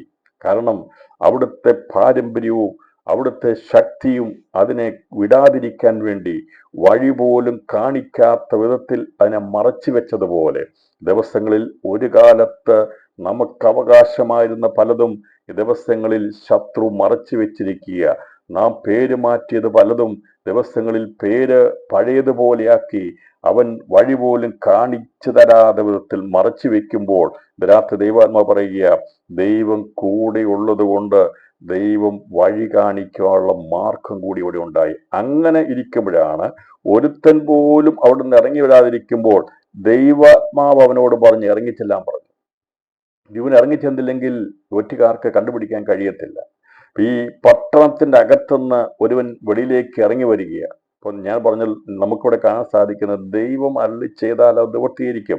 ഇവർക്ക് കൊടുത്തത് യോസഫ് ഗ്രഹത്തിന് കിട്ടേണ്ട സ്ഥലമാണ്. അപ്പോൾ യോസഫ് ഗ്രഹം അവിടെ എത്തി അവർക്കത് വീണ്ടും പ്രാപിച്ചെടുത്ത് ബഥേലാക്കി മാറ്റണം. പക്ഷേ അതിനുള്ള വഴി കാണാതിരിക്കുമ്പോൾ ദൈവം കൂടിയിരുന്ന് വഴി കാണിച്ചു കൊടുക്കുകയാണ്. പട്ടണത്തിൽ നിന്ന് ഇറങ്ങി വരുന്ന ഒരുത്തനെ ഒറ്റുകാർ കണ്ടവനോട് പട്ടണത്തിൽ കടപ്പാൻ ഒരു വഴി കാണിച്ചു തരണം എന്നാണ് ഞങ്ങൾ നിന്നോട് ദയ ചെയ്യുന്നത്. ഇവർ പറഞ്ഞു, ഞങ്ങൾക്ക് രഹസ്യമായി കടന്നു പോകാനുള്ള വഴി നീ കാണിച്ചു തരണം, ഞങ്ങൾ ഒറ്റുകാരാണ്, നിന്നോട് ഞങ്ങൾ ദയ ചെയ്യാന്ന് പറഞ്ഞു. അവനത് അങ്ങനെ അവർക്ക് കാണിച്ചു കൊടുത്തു. അവർ അവിടെ കടന്ന് പട്ടണത്തെ മുഴുവൻ വാളിന്റെ വായത്തേലെ വെട്ടിക്കളഞ്ഞ ആ മനുഷ്യനെയും അവന്റെ സകല കുടുംബത്തെയും വിട്ടയച്ചു. അവൻ ഹിത്യരുടെ ദേശത്ത് നിന്ന് ഒരു പട്ടണം പണിത് അതിന് ലൂസ് എന്ന് പേരിട്ടു. അതിന് ഇന്ന് വരെ അത് തന്നെ പേർ. കനാൻ ദേശത്തുണ്ടായിരുന്നവനെ ഇറക്കി വിട്ട് കഴിഞ്ഞപ്പോൾ അവനെ റിലീസ് ചെയ്ത് വിട്ടവര് നീ പൊക്കോളാൻ പറഞ്ഞു. പക്ഷെ ഇവൻ ആ പാരമ്പര്യം നോക്കണം. ഇവനത് ഹിത്യദേശത്ത് നിന്ന് ലൂസ് എന്ന ഒരു പട്ടണം പണിതെന്നാണ് പറഞ്ഞത്. അപ്പോൾ ഒന്ന് നഷ്ടപ്പെട്ടെങ്കിലും ആ മറ്റൊരു സ്ഥലത്ത് എന്ത് ചെയ്തു, അത് ഉണ്ടാക്കുവാൻ ഇടയായിട്ട് വന്നു. അപ്പം അത് ദൈവത്തിന്റെ പ്രവൃത്തിയാ. ദൈവം പറഞ്ഞു, നീ വയ്ക്കൂ, നീ കനാൻ ദേശത്ത് കിടക്കണ്ട, നീ അവിടെ പോയി പണിതോ. പക്ഷേ ഞാൻ വാഗ്ദത്തം ചെയ്തത് അബ്രഹാമിനോടും ഇസ്ഹാക്കിനോടും യാക്കോബോടും വാഗ്ദത്തം ചെയ്ത ദേശം അത് ഇവർക്ക് വേണ്ടിയുള്ളതാണ്. നിവർത്തിപ്പാൻ ശക്തനാണ് ദൈവം. വാക്ക് പറഞ്ഞാൽ നിവർത്തിപ്പാൻ ശക്തനാണ്. പേര് മാറ്റിയതിനെ വീണ്ടും മാറ്റിയിടുവാൻ, അത് ലൂസിനെ വീണ്ടും ബദലാക്കുവാൻ ദൈവത്തിന്റെ പ്രവൃത്തി ന്യായാധിപന്മാരുടെ കാലത്ത് യോശുവ മുഖാന്തരമായി, യോശുവ മരിച്ച ശേഷമായി ദേശങ്ങൾ കൈവശപ്പെടുത്തി അവർക്ക് വേണ്ടതായ ദേശങ്ങളെ ഓരോന്നായി അവരുടെ അവകാശങ്ങളാക്കി മാറ്റുവാൻ വേണ്ടിയുള്ള പ്രവൃത്തികൾ ചെയ്തെടുക്കുമ്പോൾ ദൈവം കൂടിയിരുന്ന് അവർക്ക് വേണ്ടി പ്രവർത്തിച്ചതിനെ കുറിച്ച് നമ്മൾ കണ്ടത്. ബദയിൽ ആക്കി അവരതിനെ മാറ്റുവാനിടയായി തീർന്നു. എന്നാൽ അവിടുന്ന് പോയ ഒരുത്തൻ, അവൻ ലൂസുകാരനാ. അവൻ ആ പഴയ പാരമ്പര്യം അനുസരിച്ച് ഹിത്യരുടെ ദേശത്ത് നിന്ന് അവൻ ലൂസ് എന്ന് പേരിട്ടു. ഞാൻ പറഞ്ഞത്, ദൈവത്തിന്റെ വാഗ്ദത്ത സ്ഥലത്ത് ദൈവമക്കൾ അവകാശം കൈവശപ്പെടുത്തുമ്പോൾ അവിടുന്ന് ഇറങ്ങിപ്പോകുന്നവർ മറ്റൊരു സ്ഥലത്ത് പോയി ആ പട്ടണത്തിന്റെ പേരിട്ട് നിൽക്കുമെന്ന് പറഞ്ഞതിന്റെ അർത്ഥം, ദൈവത്തിന്റെ പ്രവൃത്തി വെളിപ്പെടുമ്പോൾ ഇത് കണ്ടൊന്നും ഈ കരൻ ആൾക്കാർക്കൊന്നും മാനസാന്തരം വരത്തില്ല. മാനസാന്തരം വരണമെങ്കിൽ ദൈവപ്രവൃത്തി ഉണ്ടാകണം. ദൈവത്തിന്റെ വാഗ്ദത്തത്തിനുണ്ടെങ്കിൽ മാത്രമേ അവനും ബദേലിന്റെ ആളായി തീരാൻ കഴിയത്തുള്ളൂ. ദൈവത്തിന്റെ ഭവനക്കാരനായി തീരണമെങ്കിൽ അവൻ ദൈവത്തിന്റെ ബദേൽ എന്ന് പറഞ്ഞാൽ ദ ഹൗസ് ഓഫ് ഗോഡ്, ദൈവത്തിന്റെ ഭവനമാണ്. അപ്പോൾ ദൈവത്തിന്റെ ഭവനത്തെ ലൂസാക്കി മാറ്റി എന്ന് പറഞ്ഞതിന്റെ അർത്ഥം, അവരുടെ പാരമ്പര്യത്തിന്റെ താഴേക്ക് മാറ്റുമ്പോൾ ദൈവം പറഞ്ഞു, യാക്കോബിനോട് ഞാൻ പറഞ്ഞിരിക്കുന്ന സ്ഥലം അവനുള്ളതാണ്, അവന്റെ സന്തതിക്കുള്ളതാണ് എന്ന് ജോസഫിനുള്ളതാണ്. അപ്പോൾ അത് ബദേലാക്കി ഹൗസ് ഓഫ് ഗോഡാക്കി മാറ്റിയപ്പോൾ ആ പട്ടണക്കാരെ മുഴുവൻ നിഗ്രഹിച്ചപ്പോൾ അവിടേക്ക് വഴി തുറന്നവരത്തിനെ റിലീസ് ചെയ്തപ്പോൾ ഇവൻ ആ കുടുംബത്തിന് ബന്ധമുള്ളവനല്ലാത്തത് കൊണ്ടാണ് പഴയ പാരമ്പര്യമായിട്ടാണ് അവിടേക്ക് പോയത്. ദൈവജനമേ, ഇന്ന് രാത്രി വളരെ ശ്രദ്ധിക്കണം. ഇങ്ങനെ ചിലരൊക്കെ നമുക്ക് വഴി കാണിച്ചു തരും, നമുക്ക് വാക്തത്വങ്ങൾ, പക്ഷേ അവര് വിശ്വാസത്തിൽ വരണമെന്നില്ല. അവർ പഴയതുപോലെ തന്നെ നിൽക്കുകയുള്ളൂ. എത്രയോ പേരെ ദൈവഭാഗത്തേക്ക് കൊണ്ടുവന്ന അനേകര് പഴയ പാരമ്പര്യം പിടിച്ചുകൊണ്ട് നിൽക്കുമ്പോൾ ദൈവകൃപയാൽ നമുക്ക് ദൈവം യഥാർത്ഥമായി ദൈവത്തിന്റെ ഭവനത്തിലേക്ക് എത്തിച്ചേരുവാനുള്ള ക്രിസ്തുവാകുന്ന വഴിയെ കാണിച്ചു തന്നതിനായി ദൈവ പ്രവർത്തിക്കാൻ നമുക്ക് സ്തോത്രം ചെയ്യാം.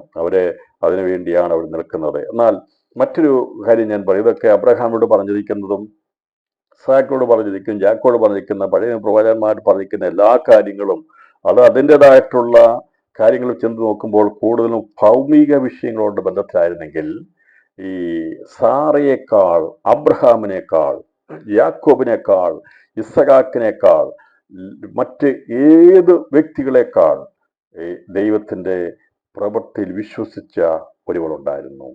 അത് യേശുവിന്റെ അമ്മ മറിയയായിരുന്നു. പുതിയ നിയമത്തിലെ ഏറ്റവും ശക്തമായ പ്രവചനം അത് ഒരിക്കലും ഏറ്റെടുക്കുവാൻ കഴിയാത്ത വിധത്തിലുള്ള സന്ദർഭത്തിലായിരുന്നെങ്കിലും അവളത് ഏറ്റെടുത്തു. ഞാൻ പറഞ്ഞല്ലോ, അബ്രഹാം വിശ്വസിച്ചതിനേക്കാൾ, യാക്കോബ് വിശ്വസിച്ചേക്കാൾ, ഇസ്ഹാക്ക് വിശ്വസിച്ചതിനേക്കാൾ അബ്രഹാം വിശ്വസിച്ച്, സാറ വിശ്വസിച്ചത് വാർദ്ധക്യത്തിൽ കുഞ്ഞുണ്ടാകുമെന്നുള്ളതാണ് വിശ്വസിച്ചത്. എന്നാൽ യേശുവിൻ്റെ അമ്മ മറിയായിരിക്കുന്ന ആ ദൈവത്തിൻ്റെ ഉദ്ദേശപ്രകാരമുള്ള മറിയെക്കുറിച്ച് സംസാരിക്കുമ്പോൾ അവളുടെ ജീവിതത്തിൽ അവൾ കടന്നുപോയത്, ദൈവം അരുളി ചെയ്തത്, അവൾ നിവൃത്തിയായത് വലിയൊരു വിഷയത്തിന് വേണ്ടി അവൾ പങ്കാളിയെത്തിയതോടെയെത്തും. അതുകൊണ്ടാണ് എലിസബത്ത് വളരെ ആത്മാവിൽ നിറഞ്ഞ് അവളെക്കുറിച്ച് സംസാരിക്കുന്നത്. ലൂക്കോസ് 1 അധ്യായം 45 വാക്യത്തിൽ, കർത്താവ് തന്നോട് അരുളി ചെയ്തതിന് നിവൃത്തി ഉണ്ടാകുമെന്ന് വിശ്വസിച്ചവൾ ഭാഗ്യവതി. അപ്പോൾ കർത്താവ് അരുളി ചെയ്തത് നിവൃത്തിയാകുമെന്ന് വിശ്വസിച്ചവൾ ഭാഗ്യവതി. ഇവളോട് പറഞ്ഞത്, ഈ മറിയോട് പറഞ്ഞത്, കന്യകയായ മറിയോട് പറഞ്ഞത്, ഒരിക്കലും വിശ്വസിക്കാൻ കഴിയാത്തതും വിശ്വസിച്ചാൽ പ്രത്യാഘാതങ്ങൾ അനുഭവിക്കേണ്ടതുമായൊരു വിഷയമാണ് ഈ ഗബ്രിയേൽ ദൂതൻ വന്ന് അവളോട് പറഞ്ഞത്. ഒരിക്കലും വിശ്വസിക്കാൻ കഴിയാത്തത്. സാറായോട് പറഞ്ഞത് അത് സംഭവിക്കാം, പക്ഷെ ഞാൻ പറഞ്ഞു, നമ്മൾ പലപ്പോഴും കേട്ടിട്ടുള്ള മെസ്സേജ് മുഴുവനും അബ്രഹാമും സാറായും വിശ്വാസത്തിന്റെ വലിയ ആൾക്കാരാണെന്നാണ്. പ്രിയപ്പെട്ടവരെ, അത് പ്രായപൂർത്തിയായി ഒരിക്കലും, ഞാൻ പറഞ്ഞത് ചെറിയ കാര്യമല്ല. നിർജീവമായിരിക്കുന്ന ഒരു ശവം, ഒരു ഗർഭപാത്രത്തെ അത് ജീവനുള്ളതാക്കി മാറ്റി കുഞ്ഞിനെ കൊടുക്കുക എന്നുള്ളത് ചെറിയ കാര്യമല്ല, വലിയ കാര്യമാണ്. അത് സംഭവിക്കാത്ത കാര്യമാണ്. അന്നത്തെ കാലത്ത് നമ്മൾ ചിന്തിക്കുന്ന നടക്കാത്ത കാര്യമാണ്, ചിന്തിക്കാൻ പറ്റാത്ത കാര്യമാണ്. പക്ഷേ അതിൽ നിന്നൊക്കെ എത്ര വ്യത്യസ്തമായ ഒരു കാര്യമാണ് ദൈവം മറിയോട് അരുളി ചെയ്തത്. അപ്പോൾ നമ്മൾ പലപ്പോഴും മറന്നുപോകും, അല്ലെങ്കിൽ അത് വെളിപ്പെടുത്താതിരിക്കുന്ന അനേക വ്യക്തികൾ ബൈബിളിലുണ്ട്. ദൈവമായ കർത്താവ് ചെയ്തിരിക്കുന്ന, അല്ലെ കരങ്ങളെടുത്തിരിക്കുന്ന ഒരുപാട് വ്യക്തികളുടെ വിശ്വാസത്തെ വേണ്ട വിധത്തിൽ വെളിപ്പെടുത്താത്ത വ്യക്തികളാണ്. അതിൽ ഒരാൾ മറിയ, യേശുവിൻ്റെ അമ്മ മറിയ. യേശുവിൻ്റെ അമ്മ മറിയെക്കുറിച്ച് നമ്മൾ പഠിക്കുമ്പോൾ ഇവിടെ പറഞ്ഞിരിക്കുന്നത്, കർത്താവ് തന്നോട് അരുളി ചെയ്തതിന് നിവൃത്തി ഉണ്ടാകുമെന്ന് വിശ്വസിച്ചുള്ള ഭാഗ്യവതി. എലിസബത്ത് പറയുക, നീ ഇത് വിശ്വസിച്ചല്ലോ, ഞാനാണെ വിശ്വസിക്കത്തില്ല. ആരും വിശ്വസിക്കത്തില്ല. സക്രിയാവ് വിശ്വസിക്കാതിരുന്നത് പ്രായമായതുകൊണ്ടാണ്, നടക്കത്തില്ലെന്ന് വിചാരിച്ചുകൊണ്ടാണ്. എലിസബത്തും അങ്ങനെ വിചാരിച്ചു, രണ്ടുപേരും വിചാരിച്ചു. പക്ഷേ ഇവര് പറയുക, നിന്നോട് അരുളി ചെയ്തത് എത്ര വലിയ കോംപ്ലിക്കേറ്റഡ് ആയിട്ടുള്ള കാര്യം, എത്ര സങ്കീർണമായിരിക്കുന്ന കാര്യമാണ്, അത് നീ വിശ്വസിച്ചല്ലോ. പുതിയ നിയമത്തിന്റെ പ്രത്യേകത അതാ. പുതിയ നിയമത്തിന്റെ വിശ്വാസം അതാ. പുതിയ നിയമത്തിന്റെ വിശ്വാസം അബ്രഹാമിന്റെ വിശ്വാസമല്ല. പുതിയ നിയമത്തിന്റെ വിശ്വാസം ഇസഹാക്കിന്റെ വിശ്വാസമല്ല. പുതിയ നിയമത്തിന്റെ വിശ്വാസം യാക്കോബിന്റെ വിശ്വാസമല്ല. അതൊക്കെ പഴയ നിയമത്തോടുള്ള ബന്ധത്തിൽ, കനാൻ ദേശത്തുള്ള ബന്ധത്തിലുള്ള യാത്രകളും പോരാട്ടങ്ങളും പോരുകളും വെല്ലുവിളികളുമായിരുന്നു. ഇസ്രായേലിനുള്ള ബന്ധത്തിലായിരുന്നെങ്കിൽ പുതിയ നിയമത്തിൽ, ഞാൻ അവരെ ചെറുതായിട്ടല്ല പറയുന്നത് പ്രിയപ്പെട്ടവരെ, പുതിയ നിയമത്തിന്റെ പ്രാരംഭ സമയത്തെ തന്നെയുള്ള ദൈവത്തിന്റെ അരുളപ്പാട് സങ്കീർണമായിരുന്നു. അത് വിശ്വസിക്കാൻ കഴിയാത്തതായിരുന്നു. ഒരിക്കലും ഒരു മനുഷ്യർക്കും അല്ലെങ്കിൽ ഒരു സ്ത്രീക്ക് പോലും വിശ്വസിക്കാൻ കഴിയാത്ത, അന്നത്തെ ബയോളജിക്കലായിട്ടുള്ള തീരുമാനമനുസരിച്ച് ഒരിക്കലും വിശ്വസിക്കാൻ കഴിയാത്തൊരു കാര്യമാണ് കന്യകയോടായിരിക്കുന്നവളോട് പറഞ്ഞത്. പക്ഷേ ഇവൾ അബ്രഹാമിന്റെ സന്തതിയിൽപ്പെട്ടവളായതുകൊണ്ട്, ഈ അബ്രഹാം വിശ്വസിച്ച പോലെ വിശ്വാസത്തിന് ഉടമയായിരുന്നവൾ. അതുകൊണ്ടാണ് നമുക്ക് സന്തതി പരമ്പരകളെ കുറിച്ച്, അബ്രഹാമിന്റെ സന്തതിയെ കുറിച്ച് പഠിച്ചു വരുമ്പോൾ ഇവിടെ കാണുന്നത്, അവൻ വാഗ്ദത്തം ചെയ്ത് പ്രവർത്തിപ്പാൻ ശക്തനെന്ന് പൂർണ്ണമായി ഉറച്ചു. അവന്റെ തലമുറയിൽപ്പെട്ടതാണ് ഈ മറിയ. ഇസ്രായേൽ ഗോത്രത്തിൽപ്പെട്ടവളാണ്. അതുകൊണ്ടാണ് ആ വിശ്വാസത്തിന്റെ പാരമ്പര്യം അവളിലുണ്ടായിരുന്നു. അപ്പോൾ അത് സങ്കീർണമായിരിക്കുന്ന വിഷയം പറഞ്ഞപ്പോഴും ഇവൾക്ക് അത് ഏറ്റെടുക്കാൻ കാരണം, ദൈവശബ്ദമാണെന്ന് മനസ്സിലാക്കി കഴിഞ്ഞപ്പോൾ അവൾക്ക് മനസ്സിലായി, ഏത് വിഷയത്തെയും ചെയ്യുവാൻ കഴിവുള്ളവനാണ് ദൈവമെന്ന് അവൾ വിശ്വസിച്ചു. അസാധ്യമെന്ന് വിചാരിക്കുന്ന കാര്യം അവൾ ചോദിക്കുന്നുണ്ട്, ഇതെങ്ങനെ സാധ്യമല്ല പറയുകയാണ്, ദൈവത്തിനൊരു കാര്യവും അസാധ്യമല്ലല്ലോ എന്ന് പറഞ്ഞു. അപ്പോൾ ചോദിക്കേണ്ടത്, എങ്ങനെ സംഭവിക്കും? ഇതെങ്ങനെ സംഭവിക്കും? എങ്ങനെ സംഭവിക്കും? ഒരിക്കലും സംഭവിക്കാത്ത, ഇനിമേൽ സംഭവിക്കാത്ത കാര്യമാണ്. ഒരൊറ്റ പ്രാവശ്യം മാത്രം സംഭവിച്ചൊരു കാര്യമാണ് ഈ മറിയോട് പറഞ്ഞത്. അബ്രഹാമിന്റെ സാറായുടെ വിഷയം റിപ്പീറ്റഡ് ആയിട്ടുണ്ട്, അല്ലേ? സക്കറിയാവിനും എലിസബത്തിനും കുഞ്ഞുങ്ങളുണ്ടായില്ലേ? ഉണ്ടായി. അതുപോലെ വാർദ്ധക്യത്തിലുള്ള ഒരുപാട് കുഞ്ഞുങ്ങളുണ്ടായി. അത് റിപ്പീറ്റഡ്, ആവർത്തിക്കാവുന്നതാണ്, ഇന്ന് സംഭവിക്കാവുന്നതാണ്. എന്നാൽ ഒരിക്കൽ മാത്രം സംഭവിച്ചതിന് മേൽ സംഭവിക്കാത്ത ഒരൊറ്റ സംഭവം ഉണ്ടായത് മറിയയുടെ ജീവിതത്തിലാണ്. ആ സംഭവം അതവള് ഏറ്റെടുക്കുകയാണ് ചെയ്തത്. ഇത് ഇനി അങ്ങനെ ഒരു സംഭവം ഉണ്ടാകത്തില്ല, ഒരൊറ്റ പ്രാവശ്യം മാത്രമേ ഉണ്ടാകുകയുള്ളൂ. ആ ഒരു ഒറ്റ സംഭവത്തിന് വേണ്ടി അവൾ ഇതെങ്ങനെയാണെന്ന് ചോദിക്കുമ്പോൾ അവളോട് പറഞ്ഞത്, അതിന് മുമ്പായി അവളോട് ചില വാക്കുകളൊക്കെ പറഞ്ഞു. ജനിക്കാൻ പോകുന്ന ആരാണെന്ന് അവൾ വെളിപ്പെടുത്തി കൊടുത്തു. പഴയ നിയമത്തിന്റെ പ്രവചനങ്ങളെ അവളുടെ ഹൃദയത്തിലേക്ക് വേഗത്തിൽ ദൈവത്തിൻ്റെ ദൂതൻ അരുളപ്പാടുകളായിട്ട് അറിയിച്ചു. എന്നിട്ടാണ് പറഞ്ഞത് ഇങ്ങനെയാണ് സംഭവിക്കാൻ പോകുന്നതെന്നുള്ളത്. ഇപ്പം ഇവിടെ അവൾ ആ വാക്ക് കേട്ടിട്ട് ഭ്രമിച്ചു. കൃപ ലഭിച്ചവൾ നിനക്ക് വന്ദനം, കർത്താവ് നിന്നോട് കൂടെ ഉണ്ട് എന്ന് പറഞ്ഞു. ആദ്യം അവളോട് പറഞ്ഞത് കർത്താവ് നിന്നോട് കൂടെയുണ്ട്. നമ്മൾ കണ്ടല്ലോ, ജോസഫിന്റെ യാക്കോബ് ജീവിതത്തിൽ കണ്ടല്ലോ, അവൻ ബേഥേലിൽ മടങ്ങി വരുന്നതിന് വേണ്ടി അവൻ പോകുന്ന ഓരോ ജീവിതത്തിന്റെ മേഖലകളിലും അനുഭവിക്കാൻ പോകുന്ന കഷ്ടതകൾ മുൻപ് കണ്ടുകൊണ്ട് വാഗ്ദത്ത സ്ഥലത്തേക്ക് മടക്കിക്കൊണ്ടുവരാൻ വേണ്ടിയുള്ള ഒരുപാട് യാത്ര ചെയ്യേണ്ടതുണ്ട്, ഒരുപാട് പ്രതിസന്ധികളെ അഭിമുഖീകരിക്കേണ്ടതായിട്ടുണ്ട്. ആദ്യം പറഞ്ഞത് ഞാൻ നിന്നെ കൈവിടാതെ നിന്നോട് കൂടിയുണ്ടെന്നാണ്. ഇന്ന് ഈ രാത്രിയിലും ദൈവത്തിന്റെ ദൂത് നമ്മളോട് അറിയിക്കുന്നത്, ദൈവാത്മാവ് ആദ്യം പറയുന്നത് ഇമ്മാനുവേലാണ്, ഞാൻ നിന്നോട് കൂടെയുണ്ട്. രാത്രി സന്ദേശം കേൾക്കുന്നവരോട് നമുക്ക് ഒരുമിച്ച് പറയാം, ദൈവം വാഗ്ദത്തം ചെയ്യുമ്പോൾ ആദ്യം അവൻ പറയുന്നത്, അവൻ അറിയിക്കുന്ന സന്ദേശം, ഞാൻ നിന്നോട് കൂടെയുണ്ട്. നിന്റെ ഏത് പ്രതിസന്ധി വന്നാലും, എന്തെല്ലാം വിഷയങ്ങൾ വന്നാലും, അതിൻ്റെ മധ്യത്തിൽ ആ പ്രശ്നങ്ങളെ പരിഹരിക്കാൻ വേണ്ടി കൈവിടാതെ ഞാനത് നിവർത്തിക്കുവാൻ നിന്നോട് കൂടെയുണ്ട്. വാഗ്ദത്തം ചെയ്ത ദൈവം അത് നിവർത്തിപ്പാൻ ശക്തനാണ്. അവൻ കൂടെയിരുന്ന് പ്രവർത്തിക്കും, കൈവിടത്തില്ല, അത് നിവർത്തിയിരിക്കും. യാക്കോബ് സ്വന്തം ബുദ്ധിയിൽ പോയി താമസിച്ചപ്പോൾ ദൈവം അടി കൊടുത്തു, നന്നായി അടി കൊടുത്തു. യാക്കോബിട്ട് കൊടുത്തു അടി. അന്ന് തന്നെ അവിടുന്ന് പറിച്ചെടുത്ത് വീടും പൊളിച്ച് ഓടിപ്പോയി.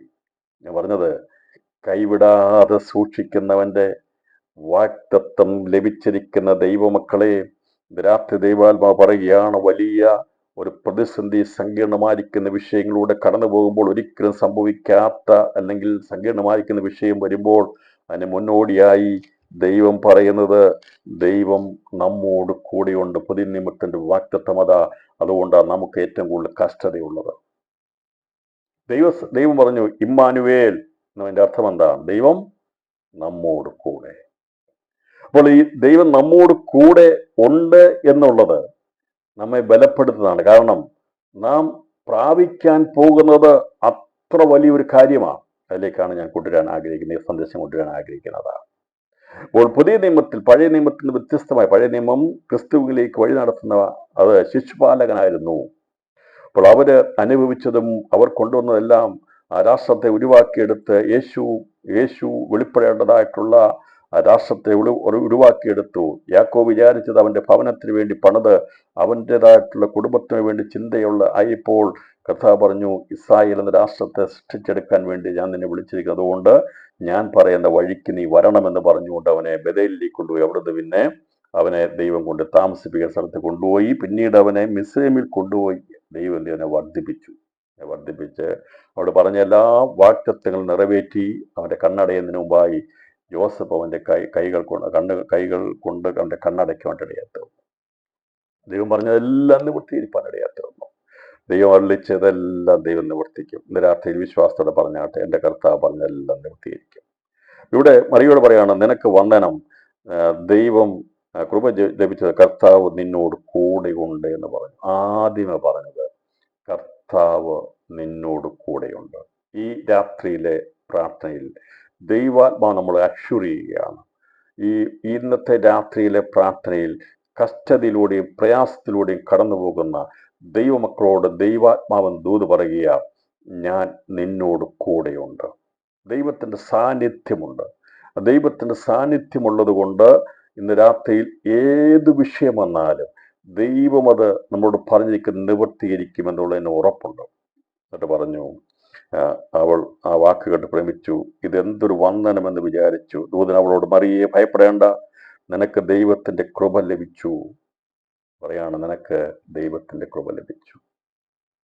ദൈവത്തിന്റെ കൃപ നിനക്ക് ലഭിച്ചു. ദൈവം നിന്നോട് കൂടെയുണ്ട്.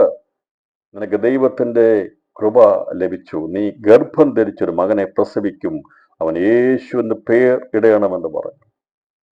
പറയുകയാണ്, നീ കന്യകയായിരിക്കുന്ന ഈ മറിയോട് പറഞ്ഞു, നീ ഗർഭം ധരിച്ച് ഒരു മകനെ പ്രസവിക്കും, അവന് യേശു എന്ന് പേരിടണം.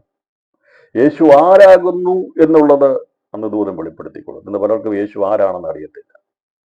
യേശു ആരാണെന്ന് അറിയാത്ത ഒരുപാട് പേരുണ്ടെങ്കിൽ ഈ ലൂക്കോസിന്റെ സുവിശേഷം 1-ാം അധ്യായം 32-ാമത്തെ 32, 33, അതിൻ്റെ 35 വരെയുള്ള വാക്യങ്ങൾ വായിച്ചാൽ യേശു ആരാണെന്നുള്ള കാഴ്ചപ്പാട് ലഭിക്കും.